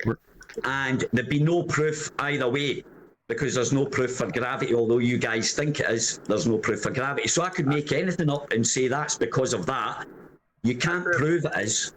I demonstrated the downward acceleration of gravity. No, you never. Hang on, No, Ali. it Let me doesn't. say, I take a differing view from most flat earthers. I hold that gravity is a reality, but instead of a pulling force from below, it's a pushing force from above. Now, if everything is relative, Bob, how can you prove that gravity is one and not the other? How do you do that? hang on. Can you explain the push part? I don't understand. You measure it, and it has a vector to it, which is downward. Right, but it's downward. It can be downward because it's pushing force from above, right, as opposed to a pulling force from below. Yeah, but a helium balloon's got an upwards vector. So what's that about? Right. Well, that's just because that's why we have the layering within the system, Ali. No, I was talking to Bob, Pete. All right. No, I know hang you on. know the answer. Hang on. Before I we know go, you know the answer. hang on. Before Bob answers, because I don't understand, and I kind of want to understand where Pete's coming from when he says gravity is a push. Right. Yeah. Right. Well, just briefly, right, this is my own thoughts as well. Briefly, there is a force holding back these waters beyond, right, saline waters beyond. When the barrier collapsed, because what was holding the pillars, Aristarchus, I won't go into it, but this is what was collapsed, that was decapitated. So the barrier collapsed. We had an inundation of waters, which led to the Earth's ocean. And now we have what you might try to imagine as a collapsed bubble, right? And there's this force that's emanating from the North Center, holding back the waters, and gravity, as we experience it, is a reactionary force to this actionary force, which we were never meant to be under. So that's but my question goes back to, if everything is relative, how can you prove that gravity is a pulling force from below as opposed to a pushing force from above? Off you go, Bob, or anyone. Yeah, but hang on. So what you're saying is the collapse of the above, it's pushing on like the atmosphere, and the atmosphere is pushing down like that, kind of like that. No, there's waters beyond. This is what we remember at Christmas time, when we get a decapitated tree and put it on an X, right? And we artificially light it up with Polaris, the big star at the top. So when that was decapitated, the barrier collapsed, and now, we're under this force that was never meant for us, which we call gravity, which separates everything. I get it now. I get it now. Thank you. Thanks, Pete. I appreciate that. You think a Christmas tree represents that? That's what we remember at Christmas. Yes, that's what it's all a sort of remembering process, so that it stays in our consciousness. Yeah, that's what it does for me anyway. That's big pains. Most people associate Christmas with the birth of Christ, not some heavenly barrier breaking and water. Well, exactly. Hang on, this is perfect, because Jesus is the Son, right? And the Son came into being with the decapitation of Aristarchus. I've often on my own channel talked about people trying to, let's imagine one of those fiber optic little decorative trees, right, with all the lights, and you can see the pattern that's emanating from it. Now imagine snipping it off at the base with your scissors, and the energy still being broadcast up through it. You would get something remarkably like the sun, wouldn't you, if you had some sort of a screen it was broadcasting against. This is what Jesus represents, the birth of the sun after the tree was cut down. So, well, the sun was around before Jesus was around, so if you say so. Jesus never lived, bud. It's all allegorical, representative. Okay. I mean, Jesus is within, by the way. You're a Jesus mythicist, then. Okay. No, Jesus is within as well. So in one sense, it's absolutely real. All of these things apply to us. You know, you can't externalize anything. There's only one person in this life, and that's you, right? You don't fuck all about anyone else. You are the only one who's been there every step of your way. So for a story to be about someone else, especially someone else that lived thousands of years ago in a foreign land, you can't relate to it. So yeah, this is the whole thing. It's all metaphor, and it all applies to you, the individual, finding your way through. I don't know how you can say that, because I actually recognize that there's other people in the world. I'm not a solipsist. Name somebody. Are you a solipsist? No, I'm not talking about. Of course, there's individuals here, but we can only relate to them to a certain degree. Even your nearest and dearest, right? Let's say you have a daughter now or a son now, and they're somewhere. You can't tell me what they're thinking. You can't tell me what they're worrying about. You can't tell me their philosophy. Doesn't negate their existence. I mean, that's what you were implying with the prior statement. No. I didn't mean to imply it like that. What I meant to say was, we can't relate to the thoughts of others or the existence of others. You know, it's only around our own selves we are for the whole span of our lives. So it makes sense that the Bible and all of these allegorical stories are about us, right? Actually, I disagree. We actually can, because we can communicate with other people, and we have empathy. We have the same. Essentially, all of us have the same, emotion-bearing things. So we can have empathy for someone because we can relate to their sadness or happiness or whatever. Sure, and everyone recognizes their own, right? Every creature recognizes their own. But when you get into the deeper areas here, this is what I mean. I mean, we can recognize other people. That's not a problem. That's all I'm trying to say. Yeah. Okay. I mean, I get it. So I'm just not expressing myself as clearly as I should do. All right. That's what I mean. Sean, here's the thing. You were asking the question about the gravity, blah blah. Gravity also is a repulsive force, so it pushes as well. It's a push-pull kind of thing. So, like for example, like an apple, right? They'll describe that as the stars are repulsing the apple more than the Earth, right? So it's a push force as well. It's an upward acceleration. It's a pull force. It's a push force. It's like any force you want to really want to describe. Actually, to be quite honest with you, if you look at it. Yeah, the higher you go up, the stronger the pushing force is. Because as I said, gravity. But you get closer to the force. Yeah, well, what happens is the further you get away, according to the mathematics or whatever, the further you get away, the harder the stars will repulse you, kind of thing. From that ties into me. That ties into what I say, Ali. Do you believe it? Do you believe it, Pete? Do you buy it? Are you buying that? Yeah, I buy it. Gravity Yes. can push, pull, accelerate. So you're going to buy all that? No. I buy nothing about the spinning ball Earth model, but as I said, you can't throw it out because if you flip everything that's given to us, then we'll come closer to the truth.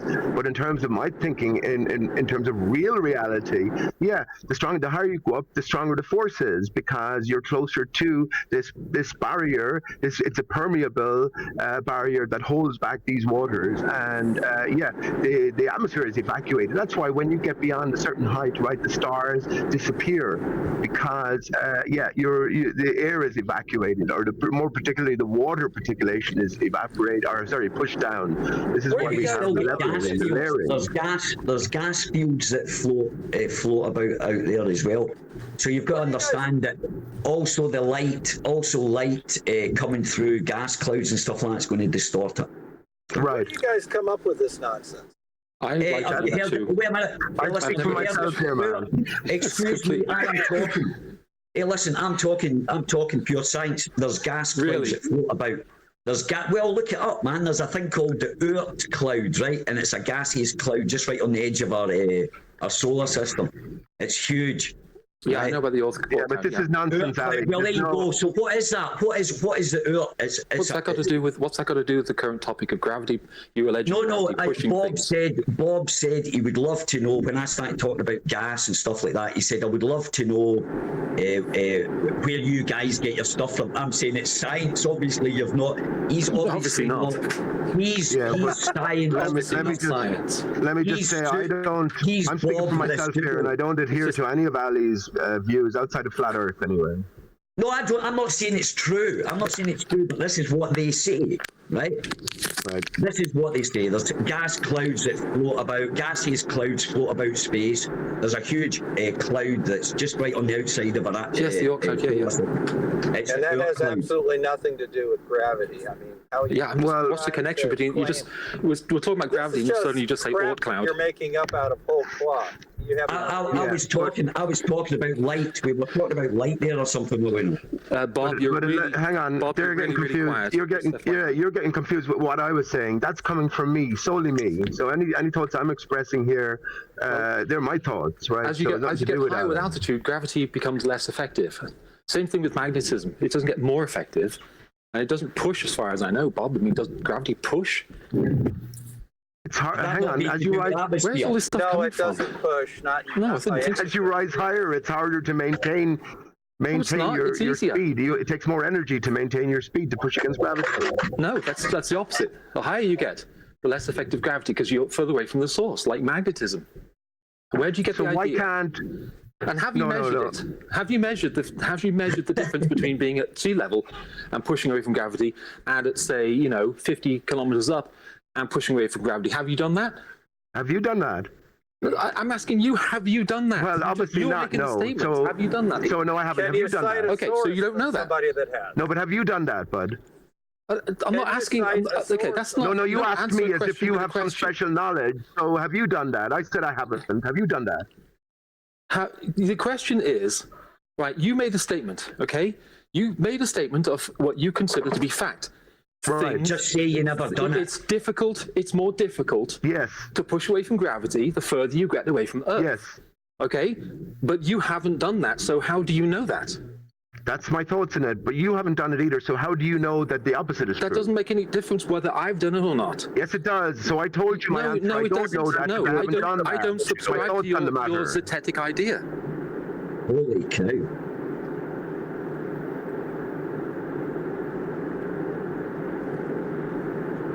Exactly. Thoughts.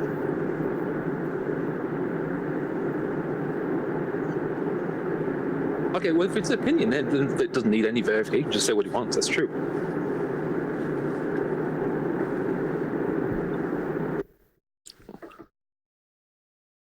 Oh, okay. I'm walking around and stuff. Can you do me a favor? Can you see if you can boost Bob's volume? He's really, really quiet.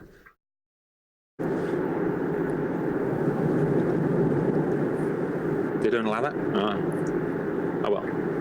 No, I can't boost my volume. I'm on a shit. That's it. It's a bit better. Just shout. So I'm shouting and holding. I am far away. I've admitted, yell. Okay, so I've admitted I haven't gone up 50 kilometers and tested this claim. So how about you, bud? Have you gone up 50 kilometers, and how do you know it's easier to propel as you get up to these heights? Put it like this. Everyone that has can confirm that. Okay? Who's so that? if you want to discount everyone that's ever done anything, who's that? Who's got up to 50 kilometers? Zeticism, and zeticism basically, ideologically and intellectually, is a dead end. If you want to do that, that's right. Stop waffling now, bud. So tell me, who's gone up to 50 kilometers that we can believe their testimony? Just find out for yourself who's done that. I can't. So you can't answer a straight question. Well, you bore me the silver spoon up your arse as well, like Rumpus. Sounds like you were, man. Maybe I can shed some light. You're the one that made the statement, so it doesn't. You can say that statement. It's fine. But Sean, can I butt in here for a second? Yeah, go ahead, Bob, because you're quiet, and you guys let him go because he's quiet. And honestly, I didn't even know he was talking earlier until someone said something. Go ahead, Bob. So kind of give Bob the floor for right now because we can't do anything about the volume right now. Go ahead, Bob. I'm sorry about that. I've got a really crappy headset with a mic on it. No worries. No good, and I'm driving. Now, you have two conflicting statements here.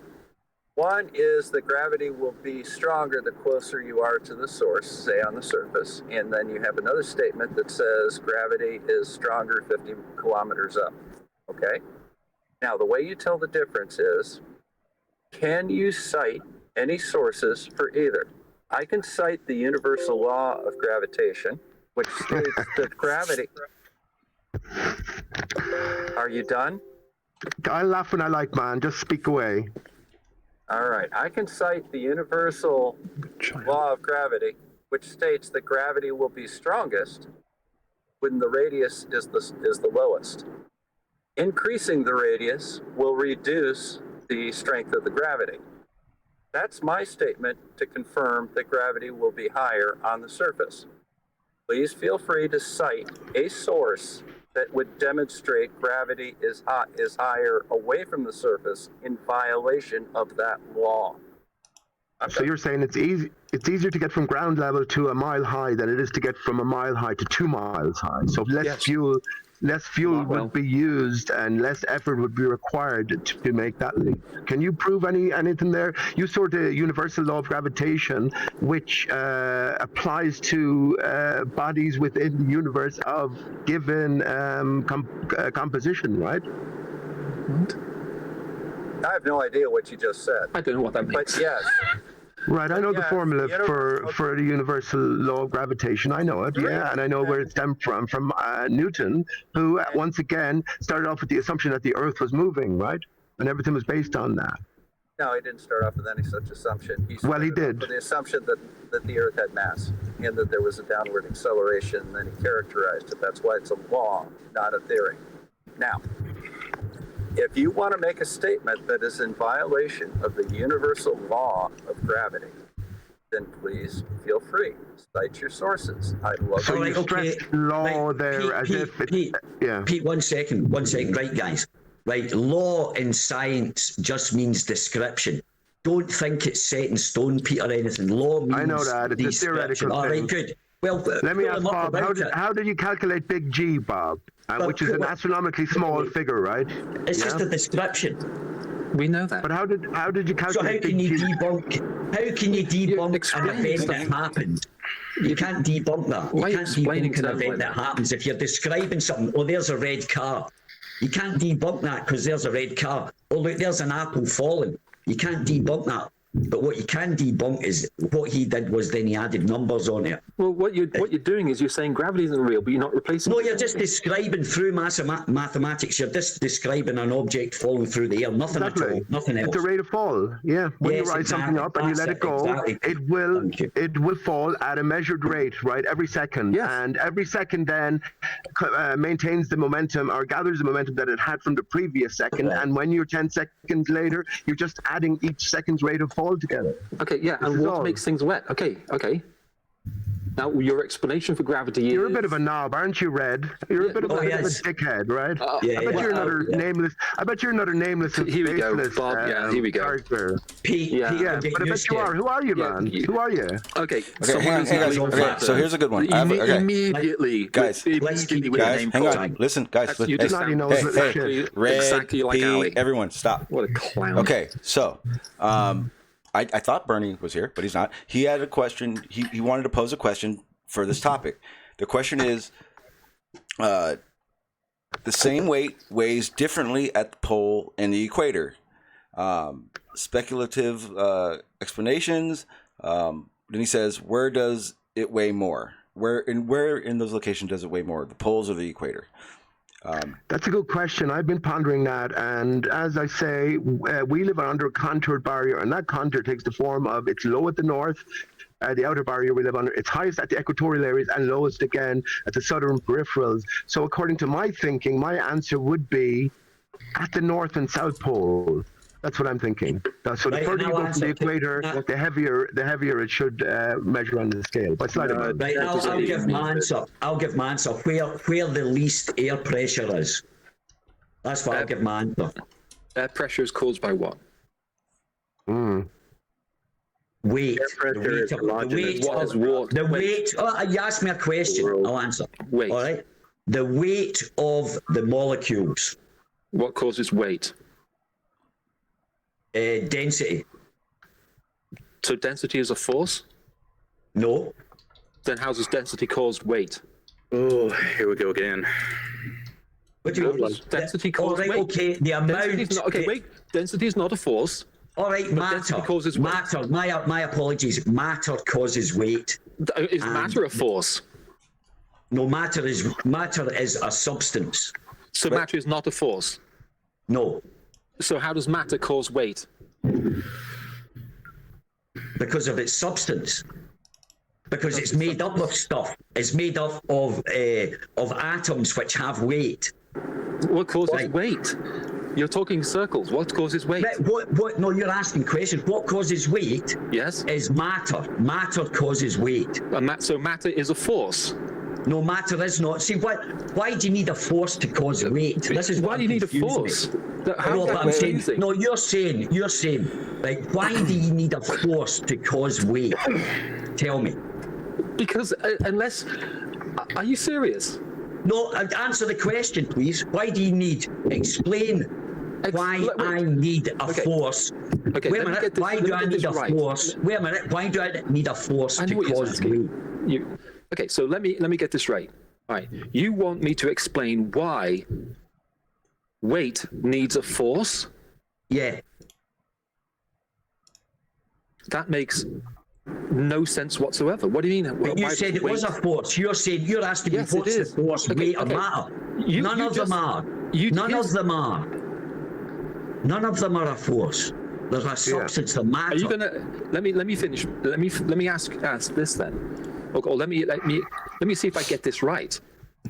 Okay, matter causes weight, but matter is not a force. So how does matter cause weight?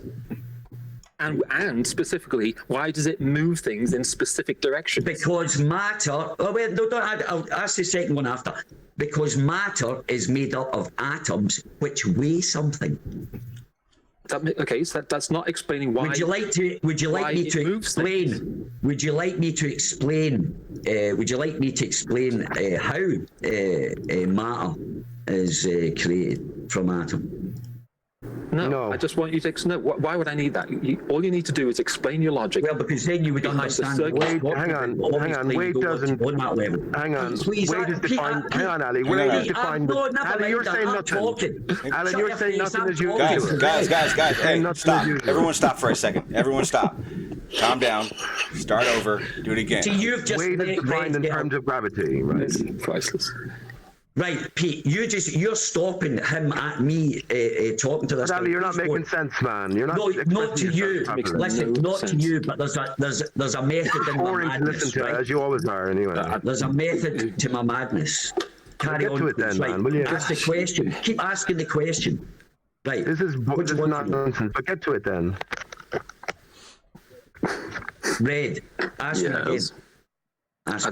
I don't need to. Just answer the question, for the fifth please. time, yeah. What was the question? For fuck's sake. Good grief. Listen, weight is defined in terms of gravity, right? No, it's not. Okay, stop, guys. I will. Hang on. Guys, stop. I need to ask the question again. Everyone, hang on. Stop, Red. Hang on. Let me make it very clear. So, this is the definition for weight. It says the weight of an object is related to the amount of force acting on the object, either due to gravity or to a reaction force that holds it in place. such as centrifugal force. Or such as the reactionary force, as opposed to the actionary force holding back the waters beyond the bottom. An explosion or wind. Astronauts, astro is star, nautical, star and water. Water above people, and it's known as well. Water above the Operation Fishbowl. Water sailing to the moon. Yeah. Pete, water above his clouds, just FYI. Well, do you know how much water is in the atmosphere in terms of its vaporized form? Do you know? In volumetrically, yeah, it's a lot. It is a lot. It's millions of billions of tons. Yeah.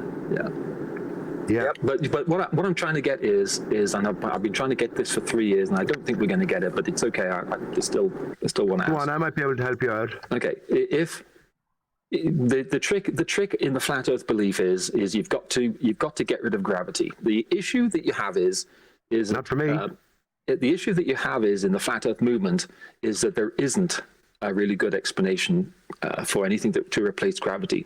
The best thing I've heard is density, which isn't a force, or molecules or matter, whatever it is, and those somehow magic. Just the act of something being a rock somehow makes that a force, but it isn't a force. So you're talking to me, and I said I hold that gravity is a reality, right? But it's a pushing force from above. So you're making a little bit of ground on something that you've been asking for 3 years. Gravity is a pushing force from above, and this is what layers everything into its particular form. Well, it's a new. Okay, well, that's a new belief. I haven't heard that belief before. Right. So okay, we can add that. We can add that to the list of things like density. And I can expand upon that as well. But it would be my thoughts when you're. It's one of the competing. It's one of the competing ideas. to replace gravity. But at least I do accept that gravity is a reality. There's something that does layer the Earth in terms of its component parts into the particular arrangement that we do experience. Pete, that is actually a step closer, because then you do have a force. The trick then is to figure out what is causing the force exactly. I mean, by actually measuring it, etc., etc. Right. But that's a step closer. You've got to say it. Yeah, good job. and I've often compared it to a punch bag, right? So imagine you punch a punch bag, right, and imagine the force distribution as you move from the front of the bag, let's say, to the back of the bag. Right. You'd have an intense force at the point of impact, and that would dissipate as you move towards the back of the bag. So this is how gravity actually works, and this is why we have the layering system that we do have. Okay. So we're making progress, Red, right? You're considering something. That actually, honestly, after 3 years, that's the first time I've heard anybody say something that I mean, I don't agree with it, but that's okay. It's we haven't heard it all yet. Right, and that's the first time I can tell you the source of it and everything, bud. Right, there you go. That's actually a reason, because typically when you're in this discussion, people will say, especially in a text chat, people will just say density, and that's it. There's no explanation beyond that. So if you we'll talk again about that. And that's Riley. Let me just say, sorry, and I'll shut up. Yeah. Then that's Riley and Nathan. When you ask Riley and Nathan, what have you replaced the vacuum of space with? They're dumb. They're like, I don't know, and that's it. They just drop it as if that's the got thing, their curiosity. But you have to take the system as a whole, right? So yeah, and that's why it's so triggering in some respects, and I recognize that in myself, because when someone says, "Oh no, that's fake, that's unreal," no, they deny, and then you say, "Well, what is it if it isn't that?" And they say, "I have no idea." It's like, if you don't have any idea, then how do you know it's not what we say it is? So, well, that's a good point, and I've often criticized flat earthers for that as well, because you can't say what isn't unless you can say what is or what may be. You know? Thank you. All right. Yes, I'm just curious about one thing, and that is, how do you determine what's your evidence for the vector of gravity? How do you determine which direction it moves? What observations or experiments would you have to determine which way gravity moves? How about watching it? Observation. It's one of those sort of intangibilities, isn't it, really? But again, all I can do is paint the picture that I have formulated for myself, and it goes back to the tree of life, Aristarchus, as it emanates from the North Center, and it being decapitated, and we have a resulting sort of broken system in play, which is at variance from the original system. What's up, okay, now you lost me. Okay, Pete. Yo, who tree of life, you've never heard of that? Just explaining that. You had me. That was Pete. So you're what he's talking about. Life, yeah, you've never heard of Yggdrasil or Mount Meru, for instance. So Pete know what he's talking about, y'all. Yeah, but the thing is, the thing Pete is, knows exactly what he's talking about. Yeah, but the thing is, right, you can verify this for yourself. First of all, Aristarchus, you can look at its reflected form from the moon as greater Aristarchus, which, Red, is described in terms of your system or your set of beliefs as the most mysterious crater on the moon, the most mysterious object in our system. What are you talking about, Aristarchus? Wait, stop. Pete. You're saying 1,000 things. Stop at Aristarchus. What's Aristarchus got to do with stuff? Right, so hang on. Fundamentally, Red, is this the first time you've talked to Pete? In this sort of form, is this sort of stuff he's gone through before? Because, hey, I tell you what, it's really okay. I'm just saying, no, it's fine. But I'm just letting you know, Aristarchus, everything has to do with it. Just so you know. Go ahead, Pete. Okay, that's perfectly. This is the first time I've actually had him.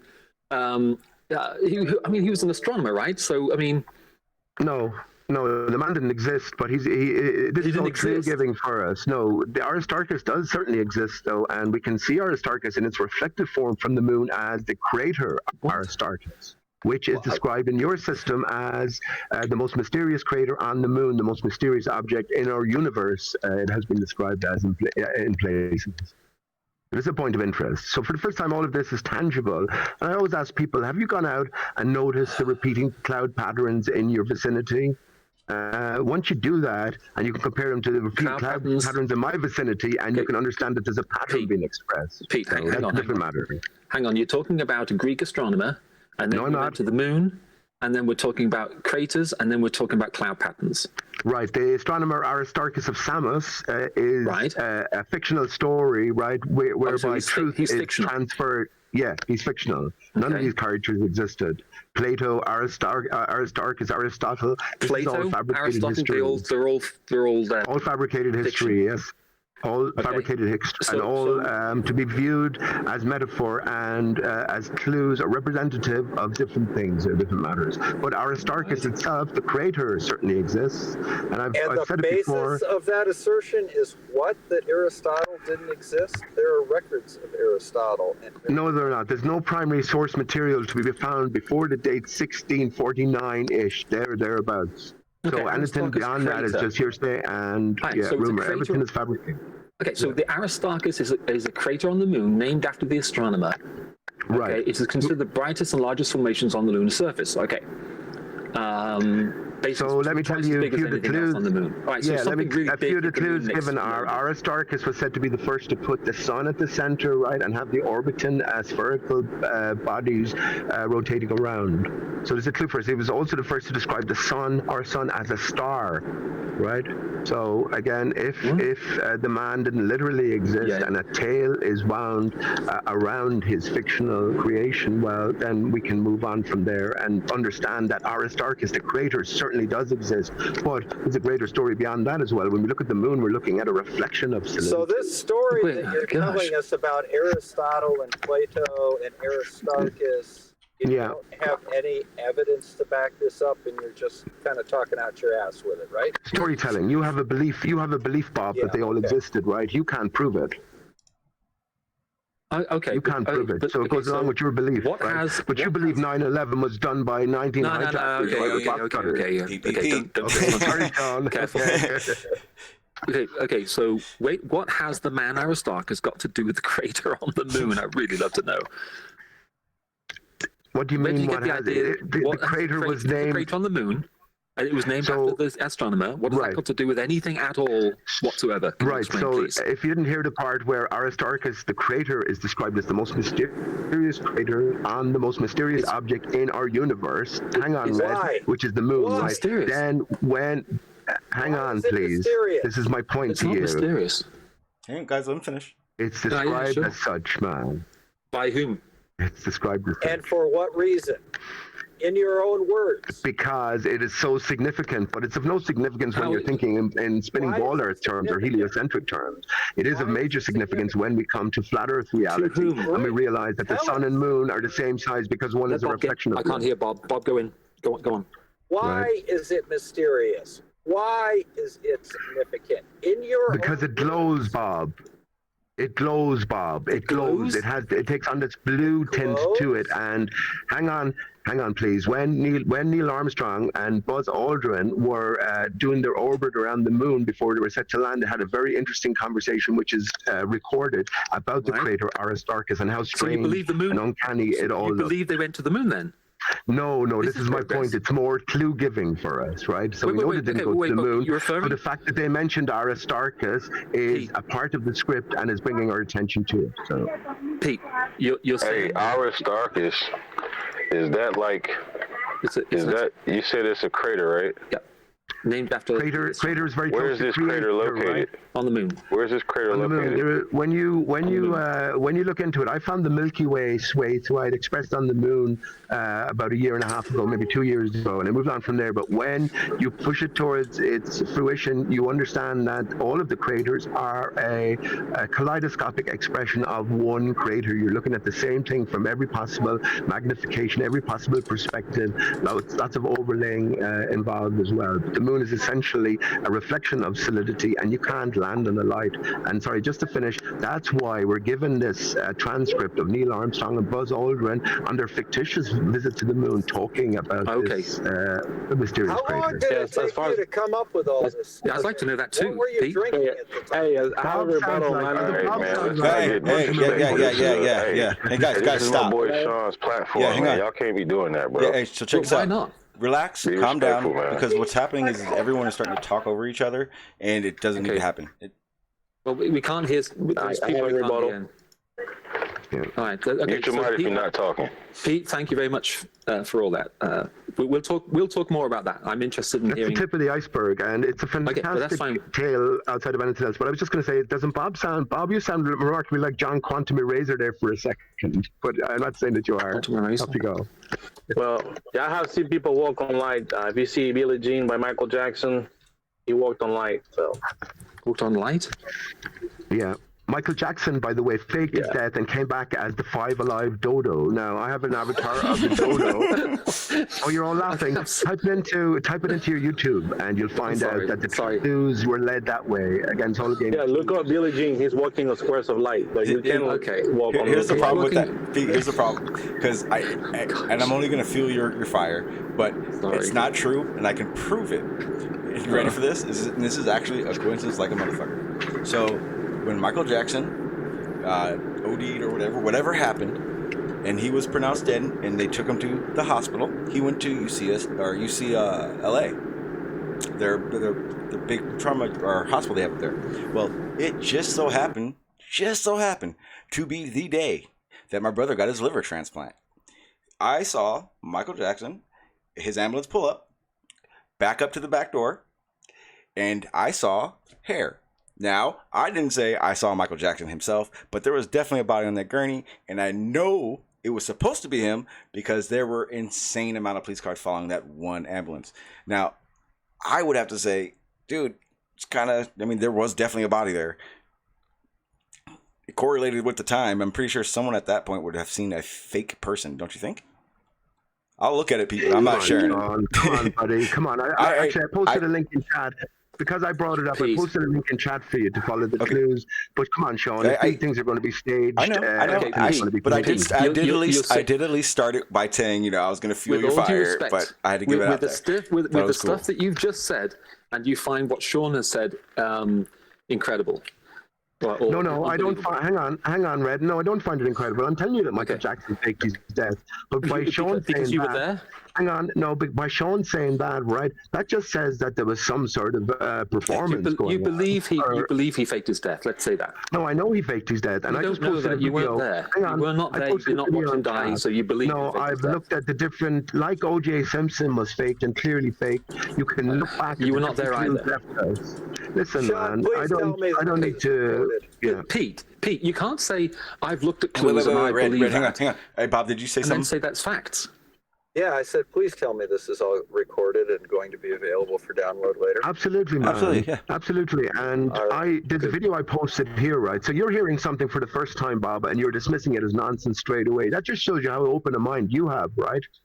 Yeah, but it is nonsense. Because you know fucking everything already. These fuckers know everything already, Ali. It's a load of shit. Pete. And you just derail a conversation. You just start talking shit. And these people are just playing you. These people are just playing you and asking you and derailing a conversation. There's no derailing a conversation. We were talking about Plato Aristarchus, right? Pete. You're mad as a hat. Shut your mouth. Shut your mouth, Alex. These guys don't believe you at all, and they're just making you talk like that. Hang on. Stop. Ali, hang on. Time out. Let's behave like gentlemen, please. Everybody, hang on. Stop for 1 second. Ali, and in defense of everyone, no, Pete is Pete. Pete doesn't get drawn into doing things. He does. This is what he does. I'm pretty sure he knows that. He knows. He gets encouraged. No, because I've heard Pete do this without anybody. People are encouraged. I do it on my own channel, man. This is the way the story is written, and if you're fucking awake, you'll follow the clues. But you won't if you, first of all, put in place, right? But then if you have a narrow mind, you'll just write these things off. Anyway, there's a whole forum dedicated to Michael Jackson faking his death. And they worked it out pretty quickly. But I do. You don't know that. Where the fuck have you been? But hang on, Red. I do agree. I think we do need to change the subject because fake deaths have no. If it's part of something, fine. But realistically, I really freaking hate when you do that. But it's anything. But I think everyone would rather. The character dies, Sean. The character dies. No, the actor dies. I just want to say, Pete, I don't mind that you talk about it, but you got to remember we are on a panel, and so if the panel doesn't, then we kind of have to adjust. But as you have been completely cool about what I asked. So as far as I'm concerned, is you can keep going, but if people start on the panel want to talk about something else, we got to kind of change it up. No, that's grand. You can forget what I said, or just leave it aside. Move on to the next thing. That's fine. Thank you, sir. Let me just finally say this is a fascinating story for us to read, and I mean, there's there for us to read if you want. But I mean, off you go, I can tell you right now, I really would like it. I don't know if anyone else would, but I wouldn't mind if even if it's on your channel, Pete, because I've actually never heard the actual full story for this Aristarchus, so I don't really 100% know it. So I wouldn't mind you explaining it again, like entirety, on your channel if you'd like, or one-on-one here at any time. But I don't know it, and I actually do wonder what the fuck it's all about. Let me just say then, it connects intimately with the dodo. Now the dodo bird never existed as well, so a greater story is told to these literary fabrications, right? And that's how it all connects in. But that's a different story. dodo? We'll go through that. Yeah. We'll do the that. Dodo. So when you have Michael Jackson, who is the world famous that's figure, your fault, right? Red. When he is in that video I posted there, which has nothing to do with me, when he is suspected of faking his death and coming back as the 5 alive dodo, maybe there's other clues to follow. That's all. I posted the video, Red, so you can have a look at that and take it from there. Okay. But let's move on, Sean. I'm happy to move on. No, thank you. No worries. I tell you what, I learned something. I did not know there was a crater on the moon named after the Greek astronomer Aristarchus. Well, I could tell you so much more than that. One thing I will tell you is Jesus is the Son, right? And Aristarchus is of Christ's aura. Christ A-U-R-A, which is Christ's golden sun. No. But anyway, move on. Yeah, move on. Yeah, let's go back to flat Earth. That's far more. All right. You're right though. Last thing. By the way, we live on the decapitated stump of Aristarchus, the tree of life. What? But off you go. Yeah. I've got to tell you, this has been a very enlightening conversation. Nice one. Flat Earth. Nice one. It's a break from flat Earth. How about that? It's a little respite from the flat Earth stuff. Well, in that case, there's much more to it than that. But I got a question for you guys. So I know some of you may not. Actually, I think everyone here. No, Pete may. I'm not really sure. But I was reading an article last night about, because I know I've talked about space-based solar power before, and I was wondering if you guys had what you guys know about it, in the sense of what they've done and to take, what they've done in in the past to get to this point, and then also if you believe it's not real or not possible, what do you think it would take? Because I do a lot of research into the solar part of it. I've connected hundreds of solar systems when it comes down to, like, when me and my pops were working. And so as far as I'm concerned, it's definitely the storage of that energy. Issue I have, or misunderstanding that I don't get, is if they do the space-based solar power, and you understand it, they're planning on beaming it down to these solar farms, but I keep hearing that it's not feasible. It's not efficient enough to do so. Am I wrong? Do you know anything about it? Does anybody add to it? I personally know absolutely nothing other than it's an idea. Yeah, well, I mean, the energy travels in a beam, right? So I suppose if they replicate the beam that makes heat or whatever, I suppose they could actually, because you can get like you can drive them electric cars over like a platform kind of thing and reload your car. So you've got a transference of energy through air, basically. So there is some way. I want y'all to look into something. We'll be able to pass the energy from there. So I suppose they were actually talking about recharging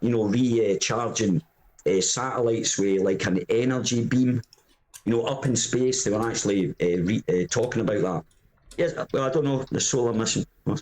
Yeah, it was something. Well, it was another thing. They were actually going to use it to recharge satellites, Sean. They were using some kind of.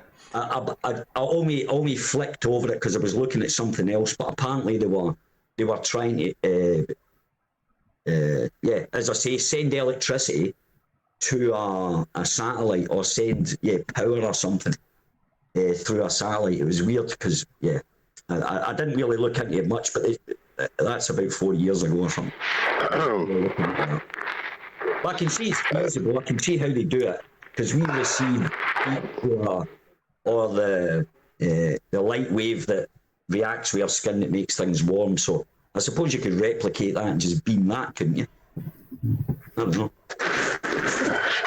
Yo, what y'all should look into is the actual pattern of the toroidal field that surrounds our Earth. Then you'll understand how gravity works, because gravity is a direct product of that toroidal field. See, what we don't understand is the toroidal field is a magnetic force field. And just like he said, a decapitation and all of that, when you look at the actual pattern of the toroidal field and you look at where the North Pole is the convergence point of all of that magnetic energy. It goes down like the middle of the top of an apple. When you look at where the stem comes out of the apple, all right, that magnetic force field goes down to the North Pole and creates what we call the North. What your government is trying to hide from you is a big hole in the middle of the North Pole. Okay. Absolutely, Trigger. You got it right. This is what the bite out of the apple means. So when the apple was intact, the Earth had the tree above and the tree below, acting like a sort of a piston, right? So when the Earth was decapitated above, that toroidal field collapsed above, but it's intact below. And as the Earth above is in a divided state, so is the state of us. We are in a divided state: male from female, self from self, left brain from right brain. Let me just ask a question about the sun. If the sun is expelling such powerful energies, how come solar panels don't work efficiently at all when there's a little bit of a cloud cover? Surely those energies would still be just as strong, and a little layer of thin cloud would not take away from them. That's a photosensitive thing, so it just works with light, not energy. It's light. Light. Well, what color is light? How do we perceive light in space? Between the sun and the Earth, with how your do eyes. we detect light? We detect light. So if I went into space, would I see light everywhere? You would see it. You would see it from the source. You would. So would I see huge rays? Would I see light rays coming from the source in all directions? No, you will see the stars and the sun and the moon and the Earth reflecting light from the sun. The thing about the reason why the globe model is contradictory, in my opinion, is because what? This is why.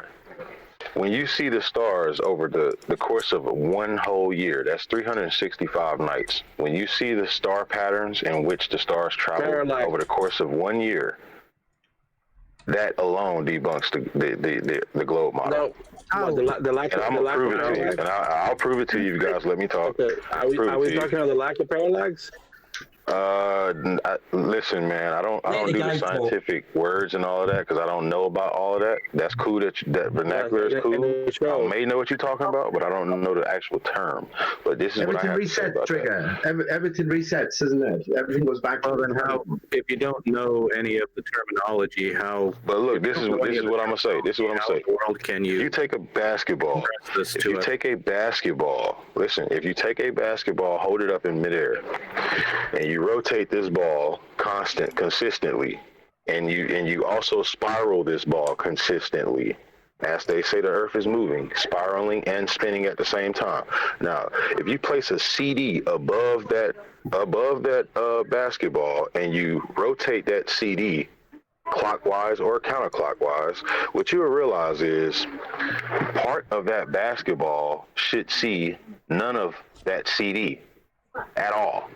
The bottom half of that basketball should not see any of those stars. The stars is the CD. The CD represents the stars, the star belt.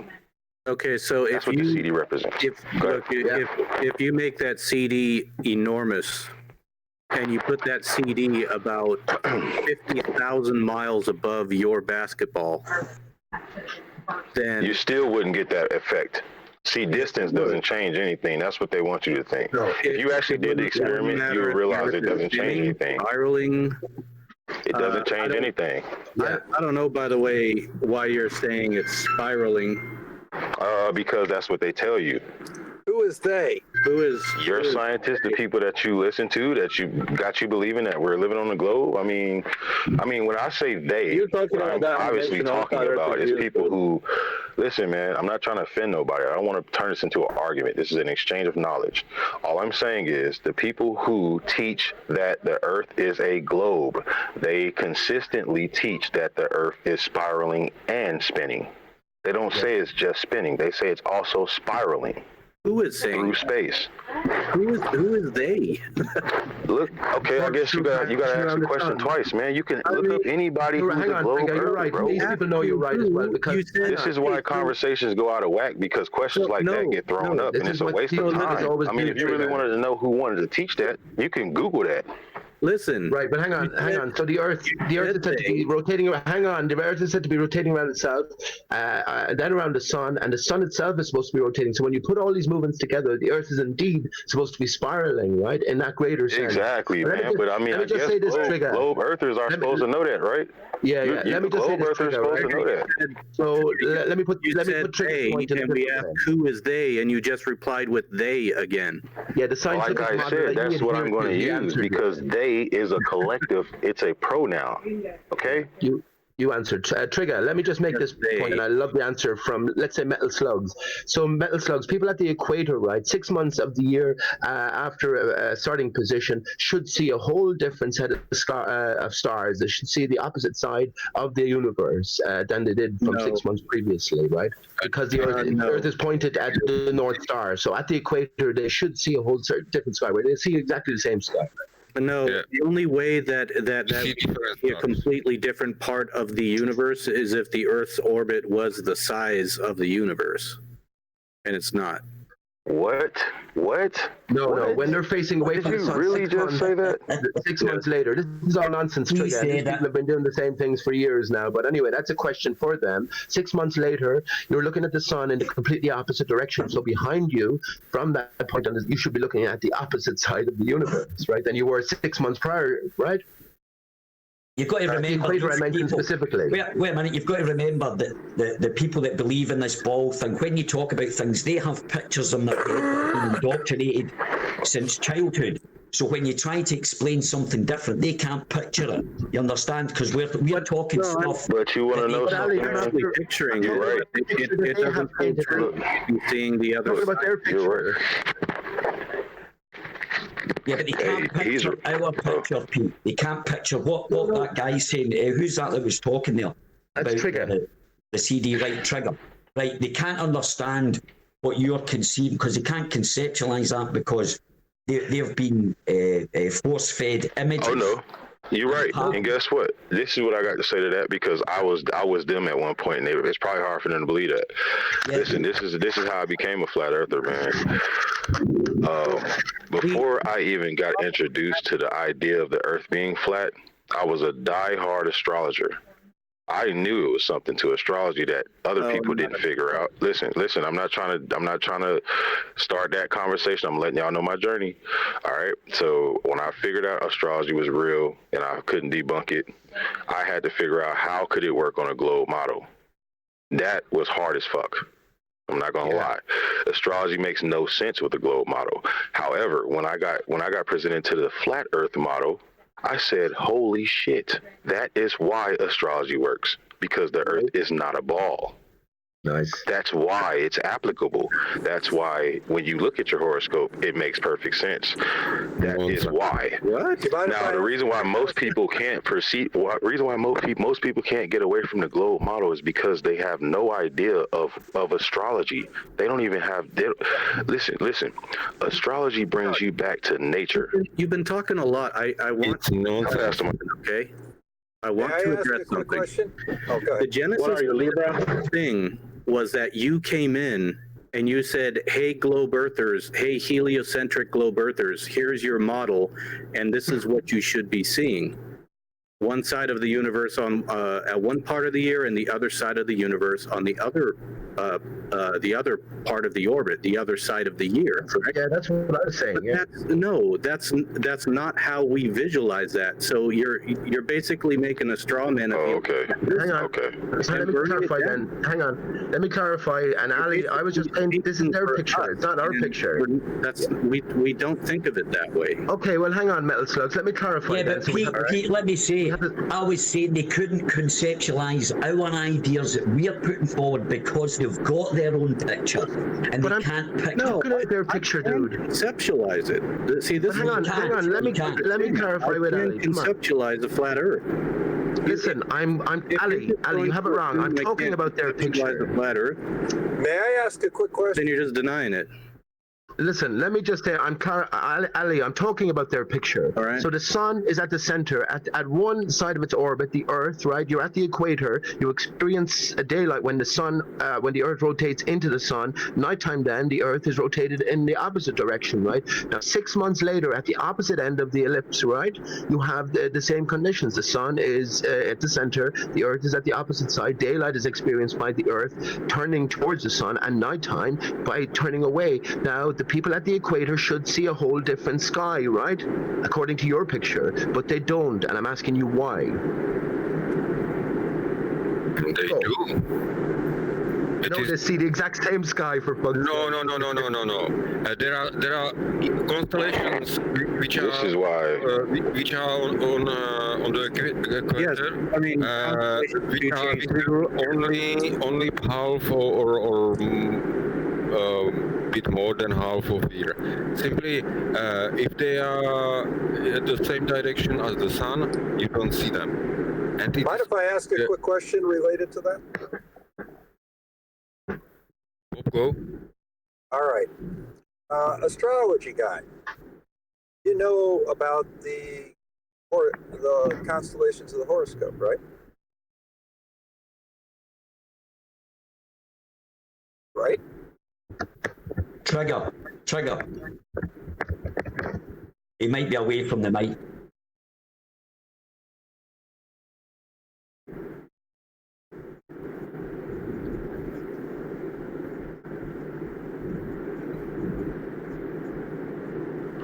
My bad, y'all. My phone was muted and shit. I've been trying to get this phone off mute for the longest, bro.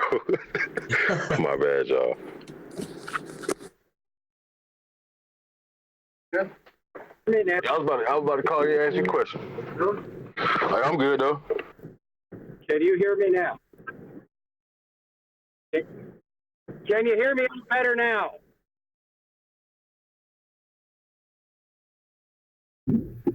No. Fuck this. All right, well, I'm going to ask one question, and if somebody can hear it, would you please just translate it? I was born in October. I'm born in the constellation of Libra. Is the sun in Libra in October?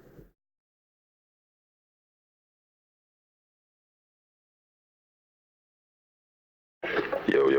Yeah. Okay. So he said he was born in October in the constellation of Libra. Is there a sun during Libra? That's the way that works. Yeah. That's the trigger, I'm guessing. So, trigger, that's over to you.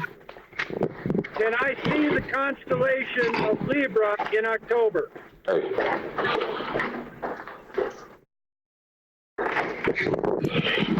That's actually a good question. The answer is yes, of course. No. Yes. Let me explain what constellations are. If the constellation is in the same direction where the sun is, you will see it. You can see. Oh, you're talking about. I see what you asking me now. That's a complex question, man. You kind of did a trick one on me, bro. So you asking if you can visually see it if the sun is present. That's a different question. Whether or not it's possible to be seen, though. You know, if it's possible, is it possible to be seen? Yeah, it is, but it's hard to see it with the sun in the way. So my point is this, though. All right. reason why I was cutting on and off, bro, is because I'm at work. So y'all gotta bear with me. Hey. All right. Can you hear me? Yeah. Yep. All right, cool. So this is what astrology is about. Okay, so all of the signs govern characteristics and personalities of every living thing under them. there. Let's not go into that. Continue. I mean, all right. We can go at your pace. We can go whichever way you want to go with it. All right. So in October, the sun is in the constellation Libra, and we cannot see it. Correct? You can't see it. Well, what makes you think you can't see it? That is correct. It's during the day you cannot see it. During the day, but at night you can. So what's your point? Seriously? At night the sun is not present at night. What are you saying? The sun is not present all day long. What are you talking about? The sun is in the constellation of Libra. For how many hours? Yeah, they move at a similar pace. So, but you need to understand. See, this is why. Let me explain something to y'all. When you have conversations with people who only know a certain amount of things about a certain subject, they have a certain opinion about that subject. So when you have conversations like these, it's important to educate people. Not pick at people. All right. Look, Trigger, you're new to this, Trigger. All of these guys know everything about everything. Was wrong. It is not how many hours, but how many. The long and short of it is you cannot. It is about how many hours. It is about how many hours. I'm about to discuss why. It is about. I would like to discuss why. I would like to discuss why. At night during October. Please explain. Let me explain something, man. All right. Okay. Check this out, bro. Regardless if you can see it or not, that has nothing to do with whether or not astrology has everything to do with the shape of the earth. Whether or not you can see a certain constellation during the day has jack shit to do with whether or not it has governing capabilities over your energy at the time. Okay, so you're going off on a tangent right now. Oh, hell. All right, whatever, call it what you want, bro. It is commiserate with the heliocentric model, though. In October. Oh, God. But you guys don't even do astrology. Bro, you guys don't even do astrology. Laid down earlier. This guy keeps asking the same question. Well, I keep telling him that has nothing to do with it. Like he keeps asking this question. I want to know why he feels as though it's that important. I'm giving you a very simple explanation for the reasons Pete outlined earlier. That during certain times of the year, you see different star patterns, hence different. No, you don't. No. Because of the heliocentric model. Oh, that's what you think? Yes. No, that's. Why don't you listen? I'm sorry for being rude, but this is funny. I'm sorry for being rude, but this is very funny. Let me explain something before you go and explain something. I gotta explain something. Have anybody ever played basketball? Guys, I'm sorry, but okay. No, let me talk. Hang up now. Okay, hang up. Thank you. Can't tell when you're talking sometimes, Bob. I'm sorry about that. Man. Is Sean still here? All right, bro. Look, this is what I got to say about astrology. If you ever played basketball, the guy who stands directly under the net and looks up at the net, he sees a different image of the net than the guy at the 3-point line. Am I right? Yeah, sure. I'll say yes. Okay. So now let's look at the CD. Like I told you guys, the CD is the belt of stars. The star constellations are attached to the sky and they rotate. Now, what I'm saying is they're not as wide as the Earth. These constellations, the CD is not as wide as the basketball. So the further away from the further away from that center, you're moving outward. So the further away outward you are, when you look at those constellations, they're going to appear to be different constellations, but they are exactly the same constellations you would see if you were in America looking up, or if you were in the North Pole looking up.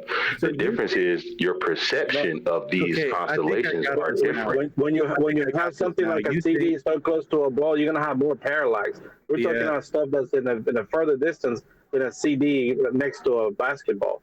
I mean, you're talking about a CD on top of the My dude, Carlos, you interrupt so fast, I can't even convey my point for y'all to get a mental image of what I'm actually talking about. Look, Trigger, I actually understand your point of view on this now. You think throughout the year you are seeing the same stars, but because I know throughout the year I'm seeing the same stars.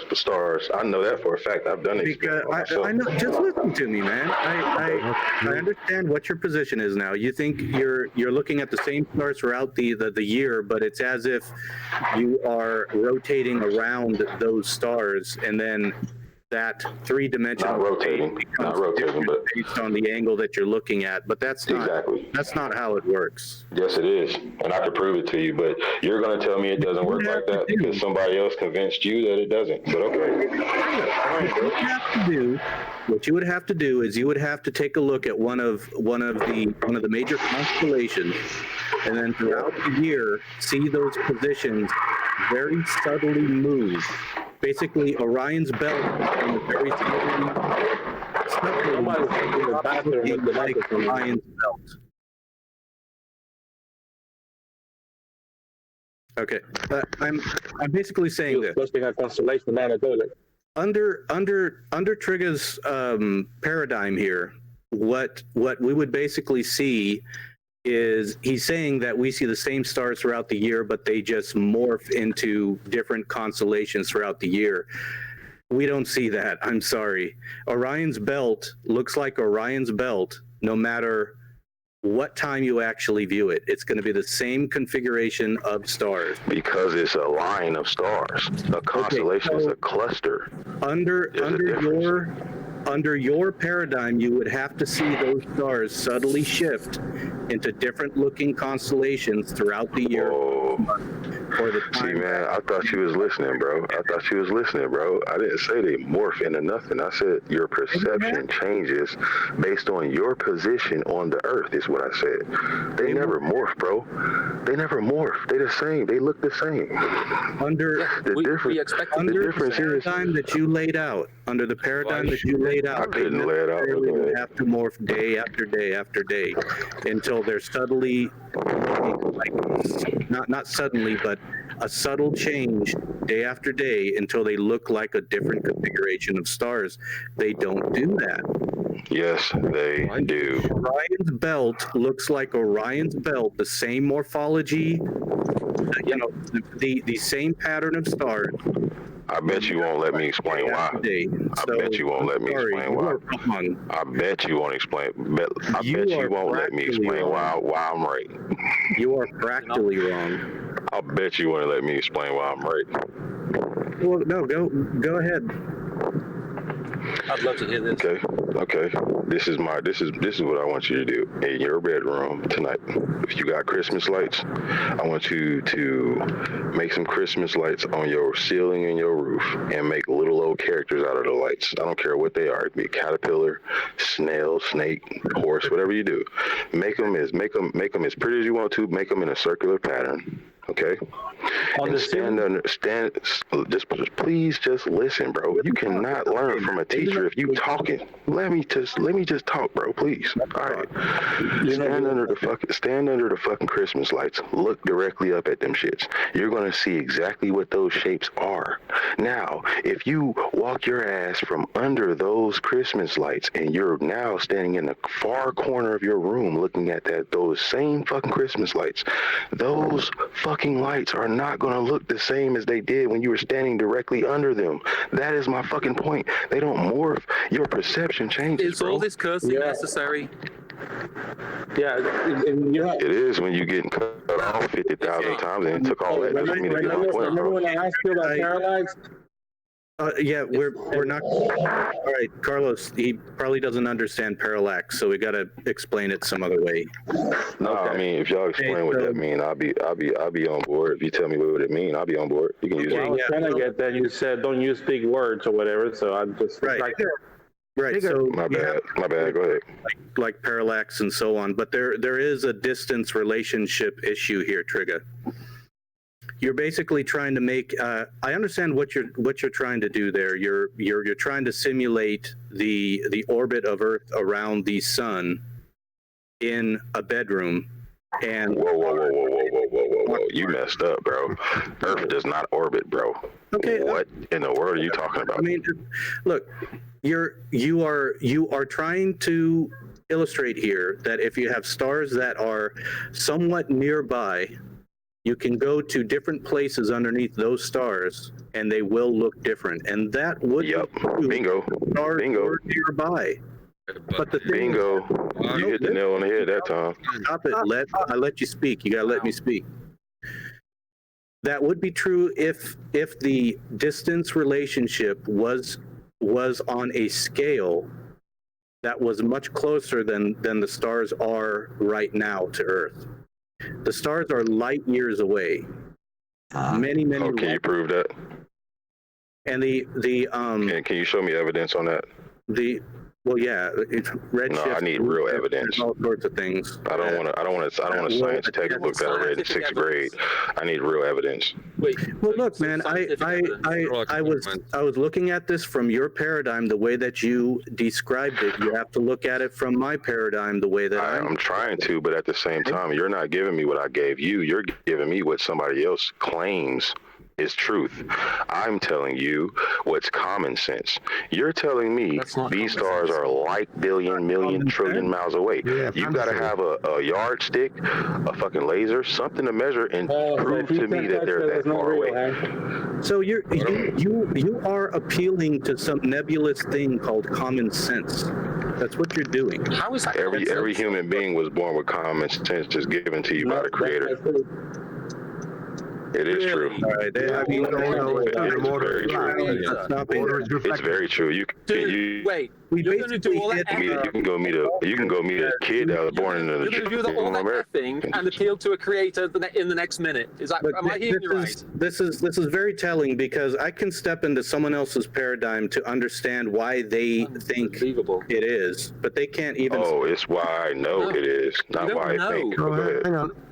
Yeah. The thing is, Trigger, if those stars were nearby, I'm telling you, you would see them day after day, very gradually morphing into different positions until they're not recognizable as the constellations that we see today. If those stars are nearby. Listen, man, if they are not nearby, explain how people before that did not even have fucking telescopes be able to tell you about them. How could ancient civilizations map out stars without telescopes if they're not as close as you think they are? You can Trigger. You come on. You got to be. Oh my god. Have you ever tried to map out a constellation without? Have you ever tried to map out a constellation? I'm listening to you. You got to listen to me. Okay? Don't ask a question and keep talking. Ask a question. Let me answer it then. You got to listen to me. Stop interrupting. The ancients could see the constellations with their naked eye, just like you can walk outside on a nice moonless night with no city, light pollution. You can see those constellations just fine too. That's how they map. You know why? Because they're not as far as you think they are. That's why you can see them. That's my point in bringing that to your attention. So you just have incredulity based on a feeling you have. You think no, that's what the scientists did. But go ahead. It can't be that far. That's all you're doing. Dude, they're not that far, bro. Objects. Hey, you just accept that. Why are you holding on to this shit that they gave you in elementary school? Why do you consistently believe it's true? What the fuck? They're not paying you to understand this shit. Bear it out. We know physical laws. Yeah. If you guys are talking. If you are talking to Trigger, he can't answer 5 of you. So if it's one and one going on back and forth, 3 people can't add to it and expect him to answer it, and it all just sounds like clutter when you do it. So it has to be a one-on-one thing for each moment, each question. I would like to ask some questions, please, of Mr. Trigger. Go ahead. I think I'm done. Yep. Okay. So what you're basically doing is you're telling us that you can put these lights on the ceiling and that will explain what you mean. But when we give explanations involving science, you basically just say, "Oh no, don't tell me all this science."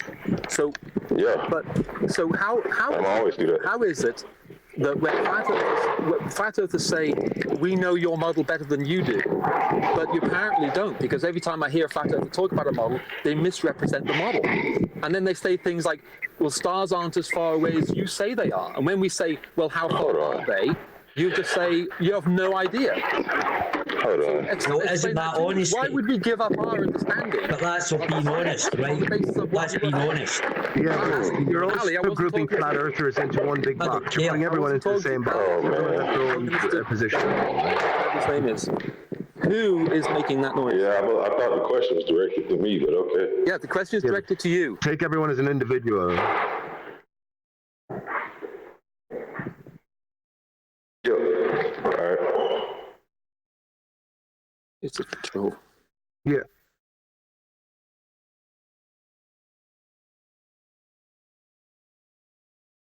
Well,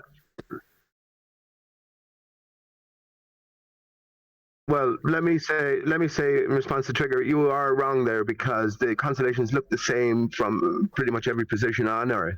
So it's not a matter of perspective in that sense. That's my own thoughts on it. But I want to ask Slugs, right? So I see the North Star. That's a fixity in the sky, and I can also see Orion's belt, right, which is about 90 degrees from the North Star. And all of the star constellations remain constant throughout the year for me. Now I know that someone on the equator, as they look directly above them or close enough to the equator, will see Orion's belt, right? What I'm asking you, to get back to the basic question again, is shouldn't they be seeing a whole different set of night stars, right, as the Earth is 6 months later along its annual travel path? Because they don't change for me here in Ireland. Why completely? Can't nobody answer that question that believe in the globe model, because they didn't teach us. See, let me explain something about why y'all holding on to this scientific theory about a globe Earth, bro. They created that shit so you guys would not ask questions. They don't want you asking no questions like he just asked you. Give us some evidence. Oh, I don't have to. Go to a college, get the most brightest science teacher, and ask him that shit, and see what he tell you. And you tell you we shouldn't see the stars moving, and that's our model. So you're reciting our model, and Yes, exactly. If we shouldn't see the stars moving, how can I tape the stars' movement over the course of a year if I'm not even supposed to see them moving? You're making no. Look, hang on, Trigger. We shouldn't see the actual stars actually move. Yeah, okay. Trigger. That's No matter where. of our model. So then you're saying our model isn't real because we see the stars not moving. Well, how does that dispute our model? You're just reciting our model and saying. Oh, I never said what you just said. See, a lot of the times when we have conversations like the Earth this, is spinning and the Earth is doing this and it's going in this direction, that direction. You're just reciting our model and then saying that's not true. But what you're not doing is giving us any evidence for your model.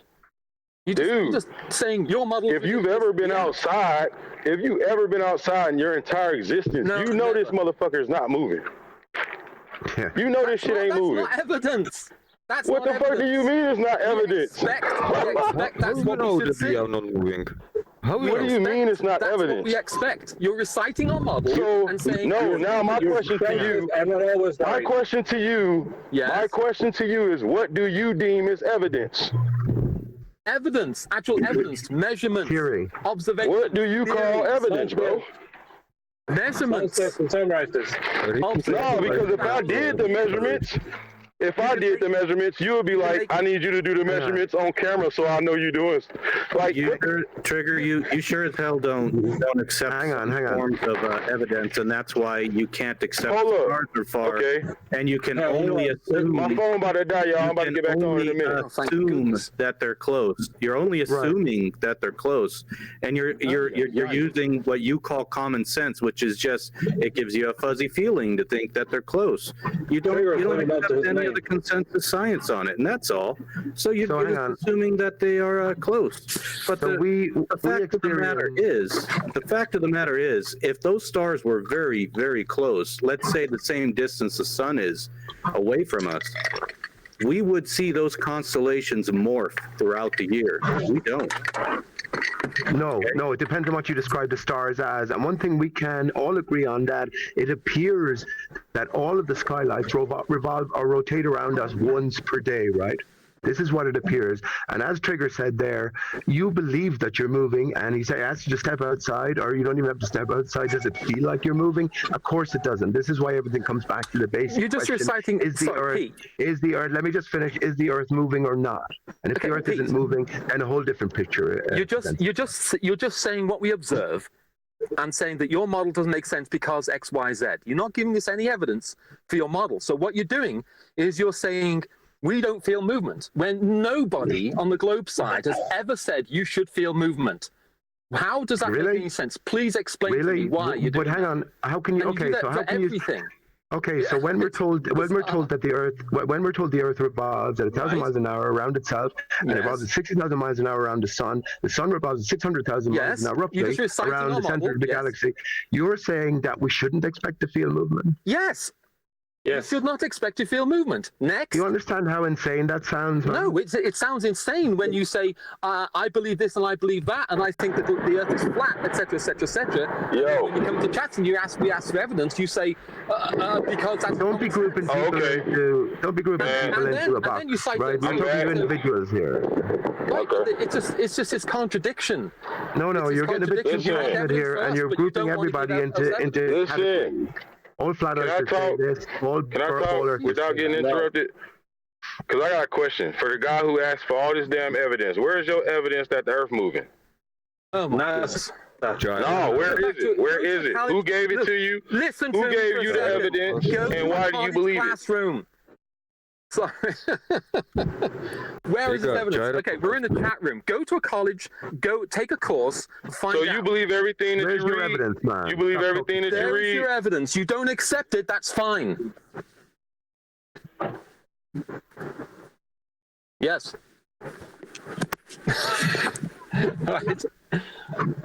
All right.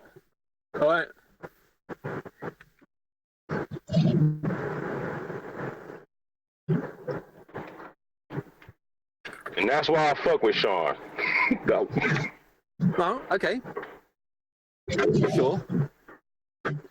That's why I fuck with you, Sean. You keep it fair, bro. Here's the deal, though. Here's the deal.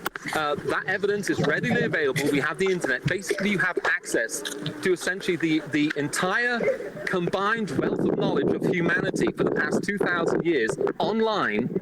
And then you come into a chat room and say, show us the evidence for XYZ. When what you should have done, is if you're a flat earther, you should be going to look for the evidence.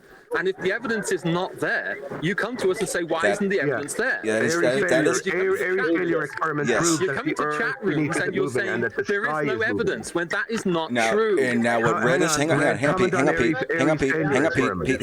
Now what Red is saying is also true.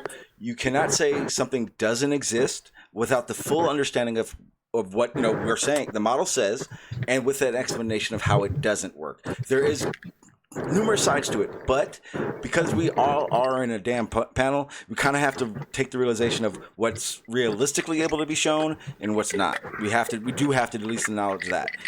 But Red is right on the factor of you should know about the topic if you're going to deny it. All theorizing is based on sensible information that's gathered, right? Yes. It comes back to the senses. And Red's here just says, well, you can go to the internet and find out all of these proofs. Reds, I hope you'll comment about Aries' failure experiment and what it failed to prove, right? First of all, which was the movement of the Earth beneath us, right? That's not what it did. That's right. Man. You misrepresenting. Right. No, but also, hang on a second. Also, it goes against every sensible experience that we've ever had. No, that's not. Let me just finish, please. Let me finish. It goes against every sensible experience that we've ever had as human beings to say that we shouldn't expect the movements of the Earth as previously described, around itself, around the sun around the galaxy, and the galaxy around the You're reciting our model again. You keep reciting dude. Model, and then dude, I got something to say to you. Make any sense. I got something to say to you, and I ain't reciting your model. I got something to say to you.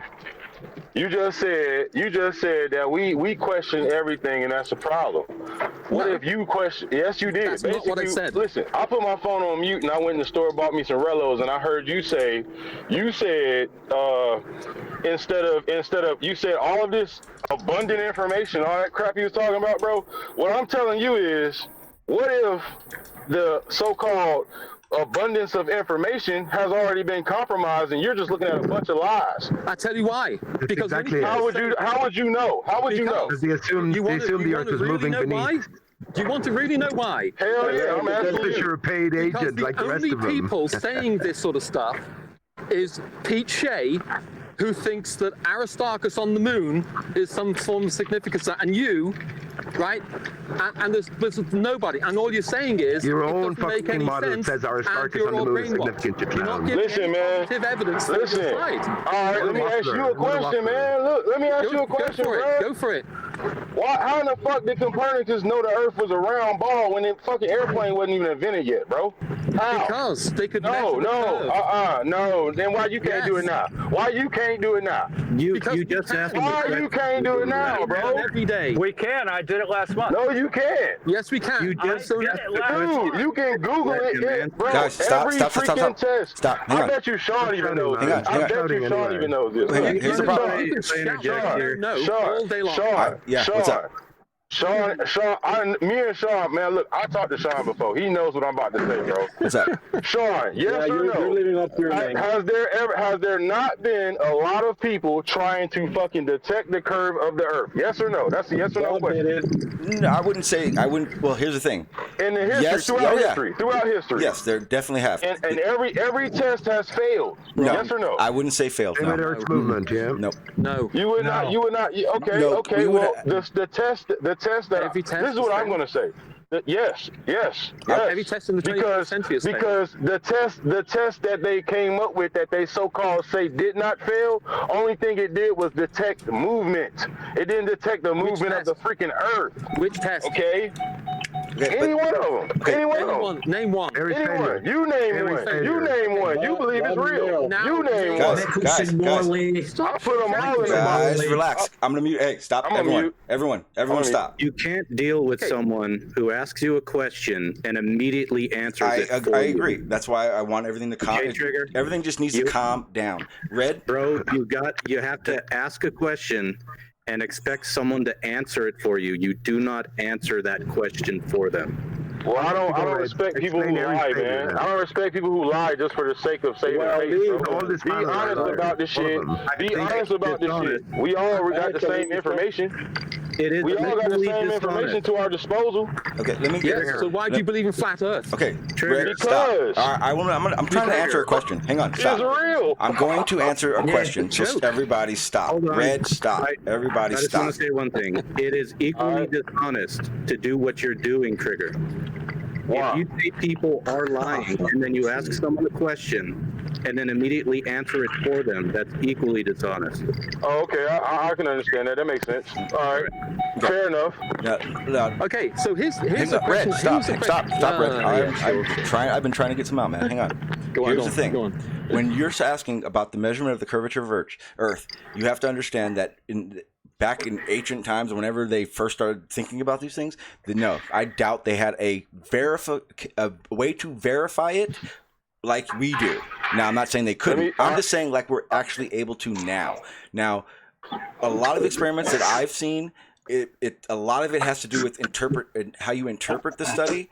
But at the same time, you have to remember that there are other experiments that have been done that verify what some experiments leave out.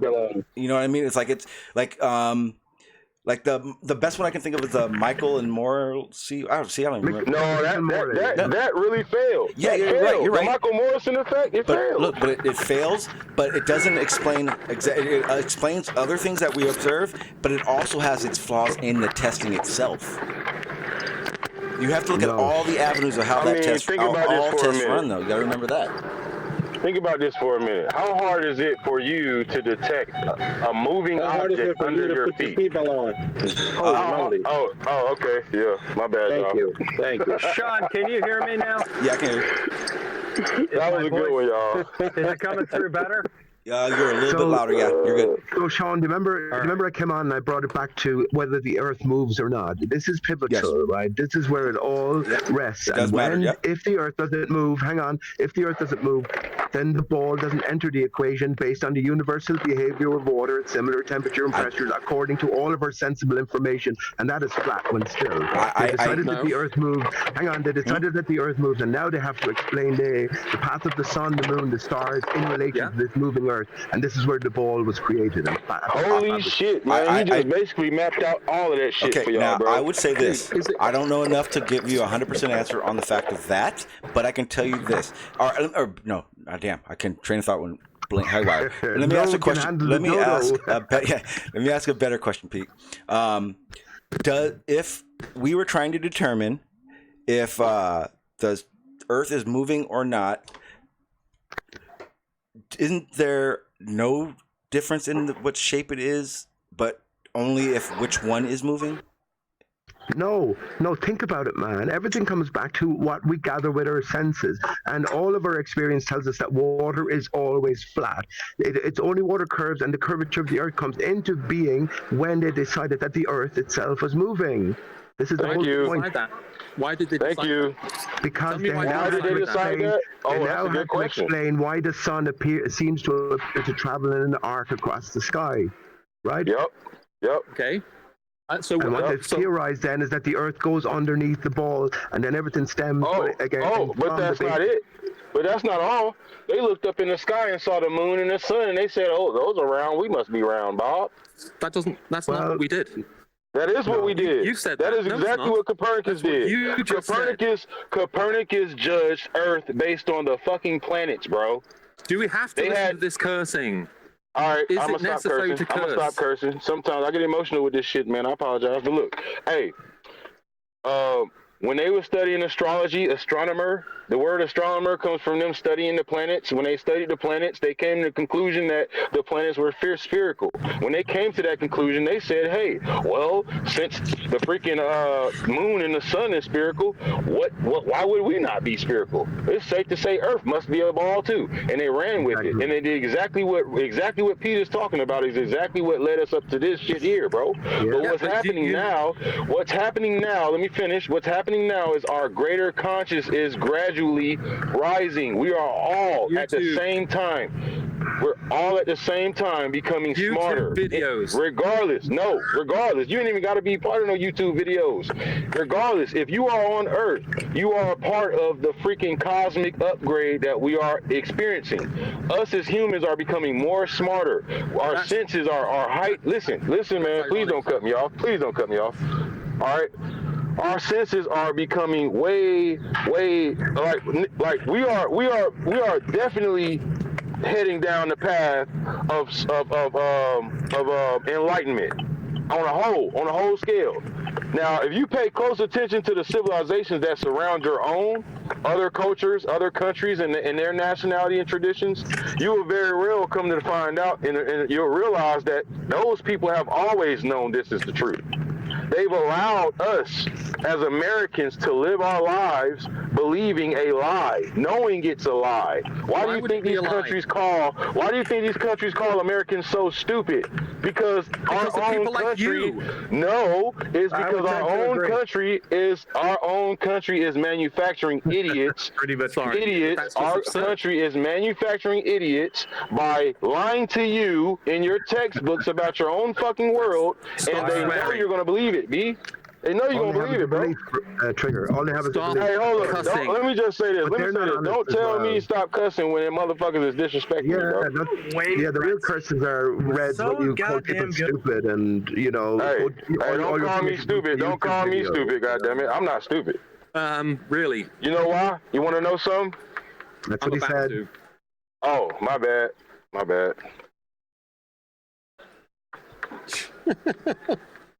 We talked. Okay. I'm in my happy place. Okay. Man, and look, let me just say, Trigger, me and Pete know what we talking about. All the people know the Earth is... Hang on, Trigger, all these people know the Earth is flat and still. They're playing a role, and maybe they're playing a good role in terms of helping us awaken, right? Man, you want to know what I think this is all about? I think this is all about wanting to be on the right side of the fence. And what people don't realize is that's never what consciousness is about. Consciousness is about being right, knowing what's right. If you're wrong about it, bro, when I realized that I was lied to, about the globe model at 22 when I was in front of that computer and I realized that Eric Dubé made 100% sense about everything he said? Listen, man.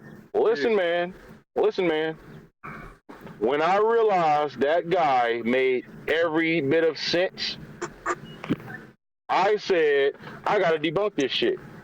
I gotta try to figure out how to debunk this shit. I've heard this. And guess what? There is no way to debunk flat Earth. You can try all damn day. You can't Do you debunk know it. how many times? Do you know how many times I've heard from flat earthers? I got on the internet and I watched an Eric Dubé video, and now I think the Earth is flat, and now I feel special, and everybody but me is dumb. Do you know how many people? You know how many people? You know how many people? Finish my sentence. Hold on. You know how many people listen to Bill Nye, the science guy, and got the same information that you Let me finish my sentence. Hey man, don't be trying to flame nobody on here, because I'm gonna set you straight, bro. Let me finish my sentence. Trying to flame somebody on here. Go ahead, bro. The rude little fucker he is, and he objects to someone saying fuck. Well, you're a fucker, Red. Assuming that all of us have just watched videos and been brainwashed. Shut up. Right, what the hell? Have some respect for your fellow man who were on an honest and a truthful journey, right? Be polite, don't cuss. You don't have to do any cussing if nobody wants it. I just don't want nobody disrespecting nobody's intelligence, bro. Slippery tongue, yeah, this guy is doing worse than cursing. Every flat earther got on YouTube, watched some videos, and now thinks the Earth is flat. Ask Ali. That's what he did. You just did that. Every one of them. Not why you haven't done it? That's the real question. Why you ain't did it? Because I'm not stupid. Oh, see, okay. Listen to this. Okay. Honestly, I think you are stupid if the whole world is. Honestly, I'm gonna agree and say you are stupid if the whole world is up to some shit and you just still on the old ass textbooks from 10 years ago. You still on the same shit from 20 years ago. I find this ironic, though, that you're going to say that, you know, people just want to be on the right side of the they do. Things are true or not. They do.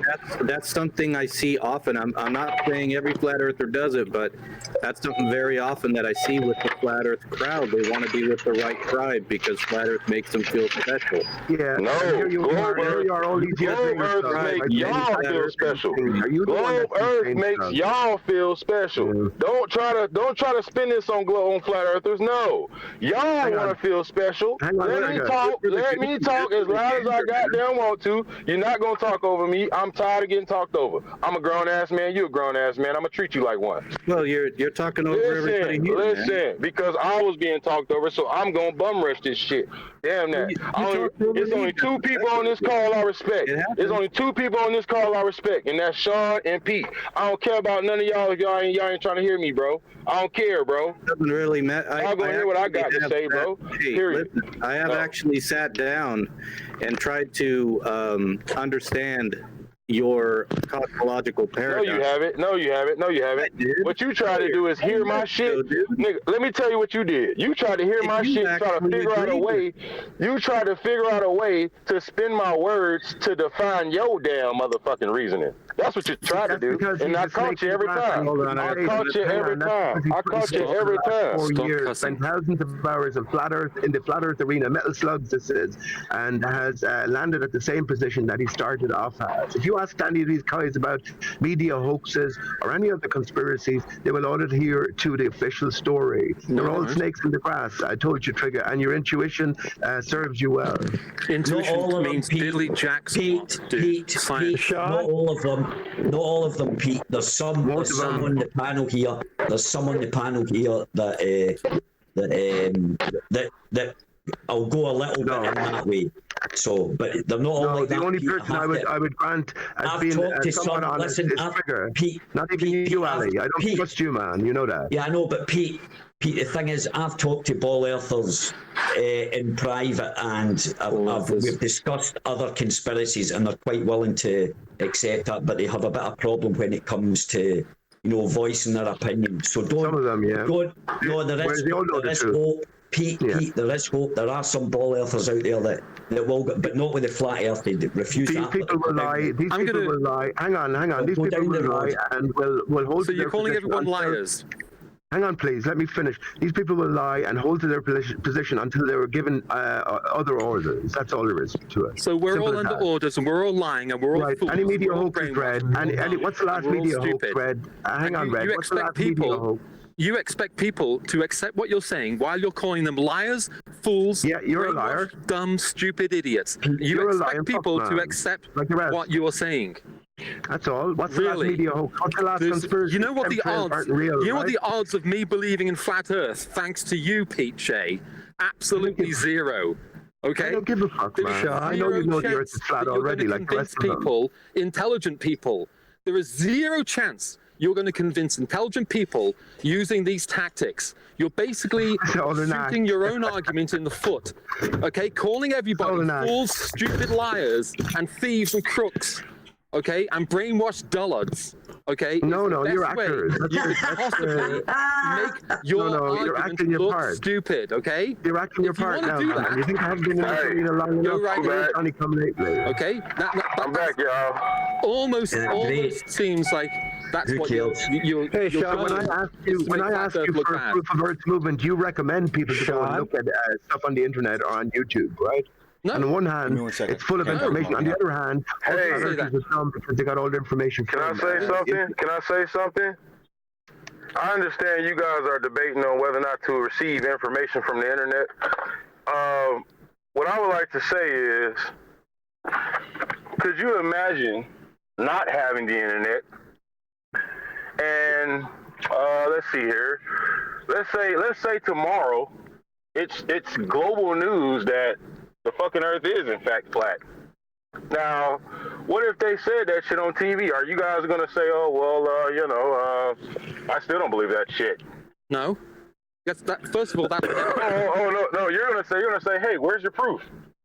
Okay. First of all, that's not going to happen. Second of all, You don't know that. It is gonna happen. It's gonna happen in your lifetime. I promise that. You can promise what you like. Already, bud. Never I going to promise happen. that. I promise that. I promise that. Not in a million years. Bro, I Okay? promise you.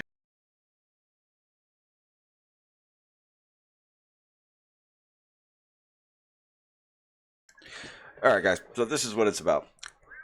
It's not going to get any better.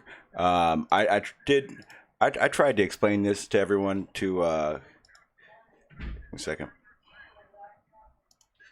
All right, I tried to explain to them, and this is how it's going to work. Oh, we'll always work this way. This is my live stream. So if I ask anybody to calm down, I expect it. I'm going to say 100%. Both sides did that. Both sides made it so that it was going to be in. The stream was going to end. That's all there is to it. Here's a little tip for some people. There are definitely hangouts where anything goes. There are definitely hangouts where you can say whatever you want. It does not matter. You can say whatever not mine. Guys, you got to understand something. You guys are all adults here, right? We've established that. Perfect. Okay. If you know that you're going to be on a panel, you have to police yourselves. You're grown men. Think about this. If you can't talk to certain people, then you shouldn't talk to certain people. If you get triggered, then you really need to figure out what makes you triggered. And if it is all of flat Earth together, then here is not the place. Here is not the place. I don't mind you speaking your mind because I will not stop that. But you're not going to overtalk everyone while everyone tries to overtalk everyone. You're not going to get any. I can tell you right now, everyone who is on the panel, if you're listening right now, you actually now realize that I've taken the panel off the stream and you're listening right now. Understand this. I typed something in here, probably, I'd say at 3:55, so 10 minutes ago. And I had sat there and watched for 10 minutes before that. I guarantee you, not one of you guys can repeat what anybody else said in that 10 minutes. Why? Because no one's listening when people are yelling. No one's listening when everybody is trying to get a point out. So what happens is it becomes a clusterfuck of mush and not even worth the time. So again, guys, I've done this before. If I ask you guys to calm down, that's like me saying, hey guys, it's starting to get unruly. And then the second if I end the stream, that means you guys just got out of control and you weren't even listening. So that's just all there is to it. So if you guys had something to say, it's not going to be heard because no one hears it. It's only useful to have the hangouts when the hangouts are understandable. Okay, now with that said, here's my rant. You guys ready? Oh shit. Hey, no, Chris. I'm literally what's going through. I had to do something with the wrenches. I gave it back. You didn't do anything. If you want to continue the debate we were having, have no problem. I'll continue the stream and we can do that. No problem. So let me know. But what I was trying to say is something I kept hearing, and the reason I had made these rules with Chris when we had the debate is for this reason exactly. You can't ask someone, say, hey, prove this. Prove it. Don't say anything unless you can prove it. And then cold-heartedly turn around and do it yourself. And that goes for both sides. Someone that believes in the globe cannot say, prove flat earth if you can't prove the globe. Which is why I've been trying to stop myself from saying it. I tried to stop myself from saying prove. For one, I know damn well I ain't proving shit. I can provide evidence. I definitely can provide evidence. And I could definitely prove that that's what the evidence, or I can definitely prove that certain things that I present as evidence are correct. But I'm not going to be able to prove a lot. None of us are here. Especially during the stream. So we have to get that in realization. Conversations have to take that into account. Again, we can talk about things that we can verify for ourselves. We can talk about things we can't verify for, like they happened thousands of years ago. We can talk about what created it all. We can do all that, but it really takes an honest, realistic person to do that without offending and or making a claim that they can't make. In defense of Pete said a lot of things in the beginning of the stream and was accused of claiming something. Pete did not make a claim not once this whole stream. You can't tell someone to prove something that or give them you evidence for an opinion. Well, you can, but they have the right to not give you evidence because it's just their opinion. Pete talks a lot of crazy shit, and if you don't know that, then you really need to think about what you're asking.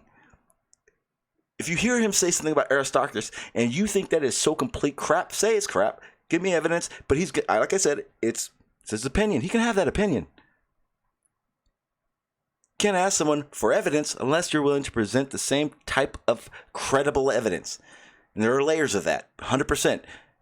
The stuff I showed earlier when me and Chris were going back and forth, that stuff is not prove shit. It gives evidence for a case, a claim. Because the realization is anyone on the panels right now, everyone that was on my panel right now, none of us have papers that are peer-reviewed and published. So all we're doing is providing evidence that has been put forth already, which means we can only speak on it and speak on what we know. So we're not ever giving proof. We're only providing evidences for our claim, evidences for our belief. That's all that anybody on a Hangout can be doing. Now, if you want to live, record yourself doing an experiment from start to finish to conclusion, you can say you proved something if it proves something. Understand, we don't need to be talking about the shape of the earth for all of this to matter. We could be talking about a restaurant we went to and you think it was good, I think it sucked. But understand something, regardless, respect has to be there. You need to look at yourself before you enter my panel, because I do run my shit differently than a lot of people. I don't care if someone is completely wrong or completely right. They can say whatever the fuck they want. Granted, if our views go against each other, I want to know how you got about getting to your belief. Now, check this out. This is where it gets it. Ready? If you say so-and-so is not that way, then we're talking a whole different story. Whole different story. If I tell you the earth is not flat, I must give you sources to my claim and why. If I say the earth is a globe, I don't. I have my information. I have a lot of evidence that says it. I don't have to prove shit. Look at the evidence. It's a weird thing, but guess what, people? There is a give and a take to all this shit. It's not just a I'm right, you're wrong, case closed, we're gone. Which is every time someone comes on the panel and says, I'm going to end this shit right now. No, you're not. Because they're flat earthers, we're globers. What makes you think they're going to change their mind right now? The case will never be done. We're never going to be done until everybody's honest. Every single person. Is that likely? I wish it was. It's not. Prove me wrong. Please. Please prove me wrong. I would love nothing more than for someone to pop around a corner and go, fuck you, Sean, you're wrong. Look, everyone was honest. Is it going to happen, though? You guys got to remember, there are things that I believe that you don't. There are things you believe I don't believe in that I think is so completely wrong, it's ridiculous. And I'm not even talking the shape of the earth. But the realization is when you learned what you're trying to, when you learned what you're trying to recite to everyone listening, or in front of you for that matter, you guys are coming from the same place.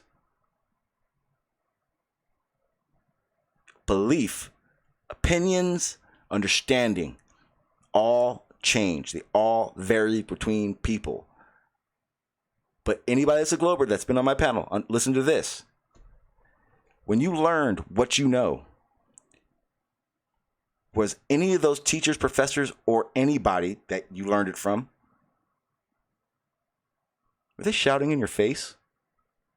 Were they calling you stupid? Were they smirking at you? Telling you to shut the fuck up? Telling you don't have a fucking clue? Telling you I don't need to show you shit for you to know it? Nope. I've never heard it once. Anybody? Anybody? Nope. Okay. There you go. So in any realm, where the hell does that work on a panel? Now, this is where you have to police yourselves. I can't do it. If you're someone who gets triggered by a flat earther, period, don't come on the panel. Or figure out how to control yourself. Because you know you're going to be talking to flat earthers, and you know the person who's running the panel, me, does not like that. It will not fly. And vice versa. If you are a flat earther who gets triggered by globers because they tell you stuff that you don't believe, go away. Or just hang out in the chat. The chat's a little bit more whatever the fuck. But you guys are grown men. I should not have to tell people to calm down. You should instantly know I'm talking, he's talking, and he's talking. Somebody's got to stop. Just stop. I want to get my point out. No one, why? It doesn't matter. How do you get a point out when everyone's talking already anyway? And trust me, I'm going to tell you guys right now, I'm an expert at this. You have to listen to me. You ready? I'll give you exactly why, and you'll all realize I'm right. Ready? Because I'm the easiest person to get triggered. I get triggered faster than anybody out here. I guarantee you. Yet, I respect a lot of people, and I feel that I have the same rapport with other people where they respect me. When I was a flat earther, and now that I'm a globe, I have friends on both sides. I didn't burn bridges. So what's that say? That says if someone that gets triggered as fast as me can control myself at certain times, so can you. Even when I get triggered, I don't make it like that. That's on you guys. This panel, my panel, will run 24 hours if there's a good conversation. Respectful conversation. I don't even care what it's about. It could be about fucking Transformers. I can give a shit less as long as it's respectful. But the second it gets disrespectful, no one hears you. You guys are useless. Useless to information. Period. So I'm gonna say this one last time. Police yourself, so when you get on my panel, I don't have to police you more. I really think that I am being fair in how I assess things and how I handle things with this panel and what's being talked about.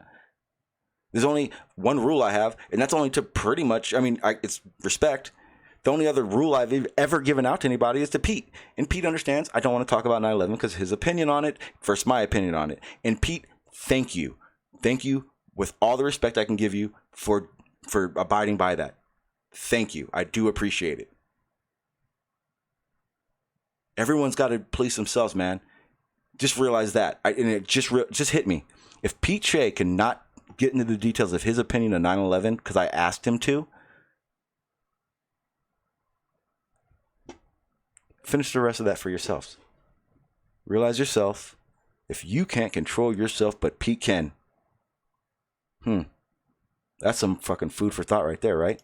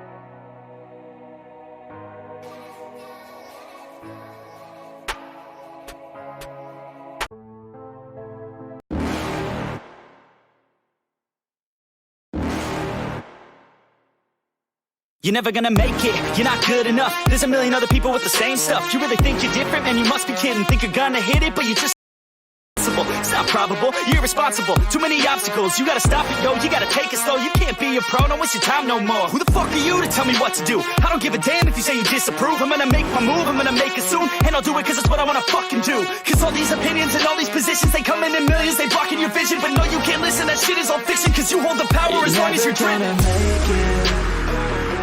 There's no way that you make it, and maybe you can make it, but you're never gonna make it. Aren't you just gonna take that? Make them take it all back. Don't tell me you believe that.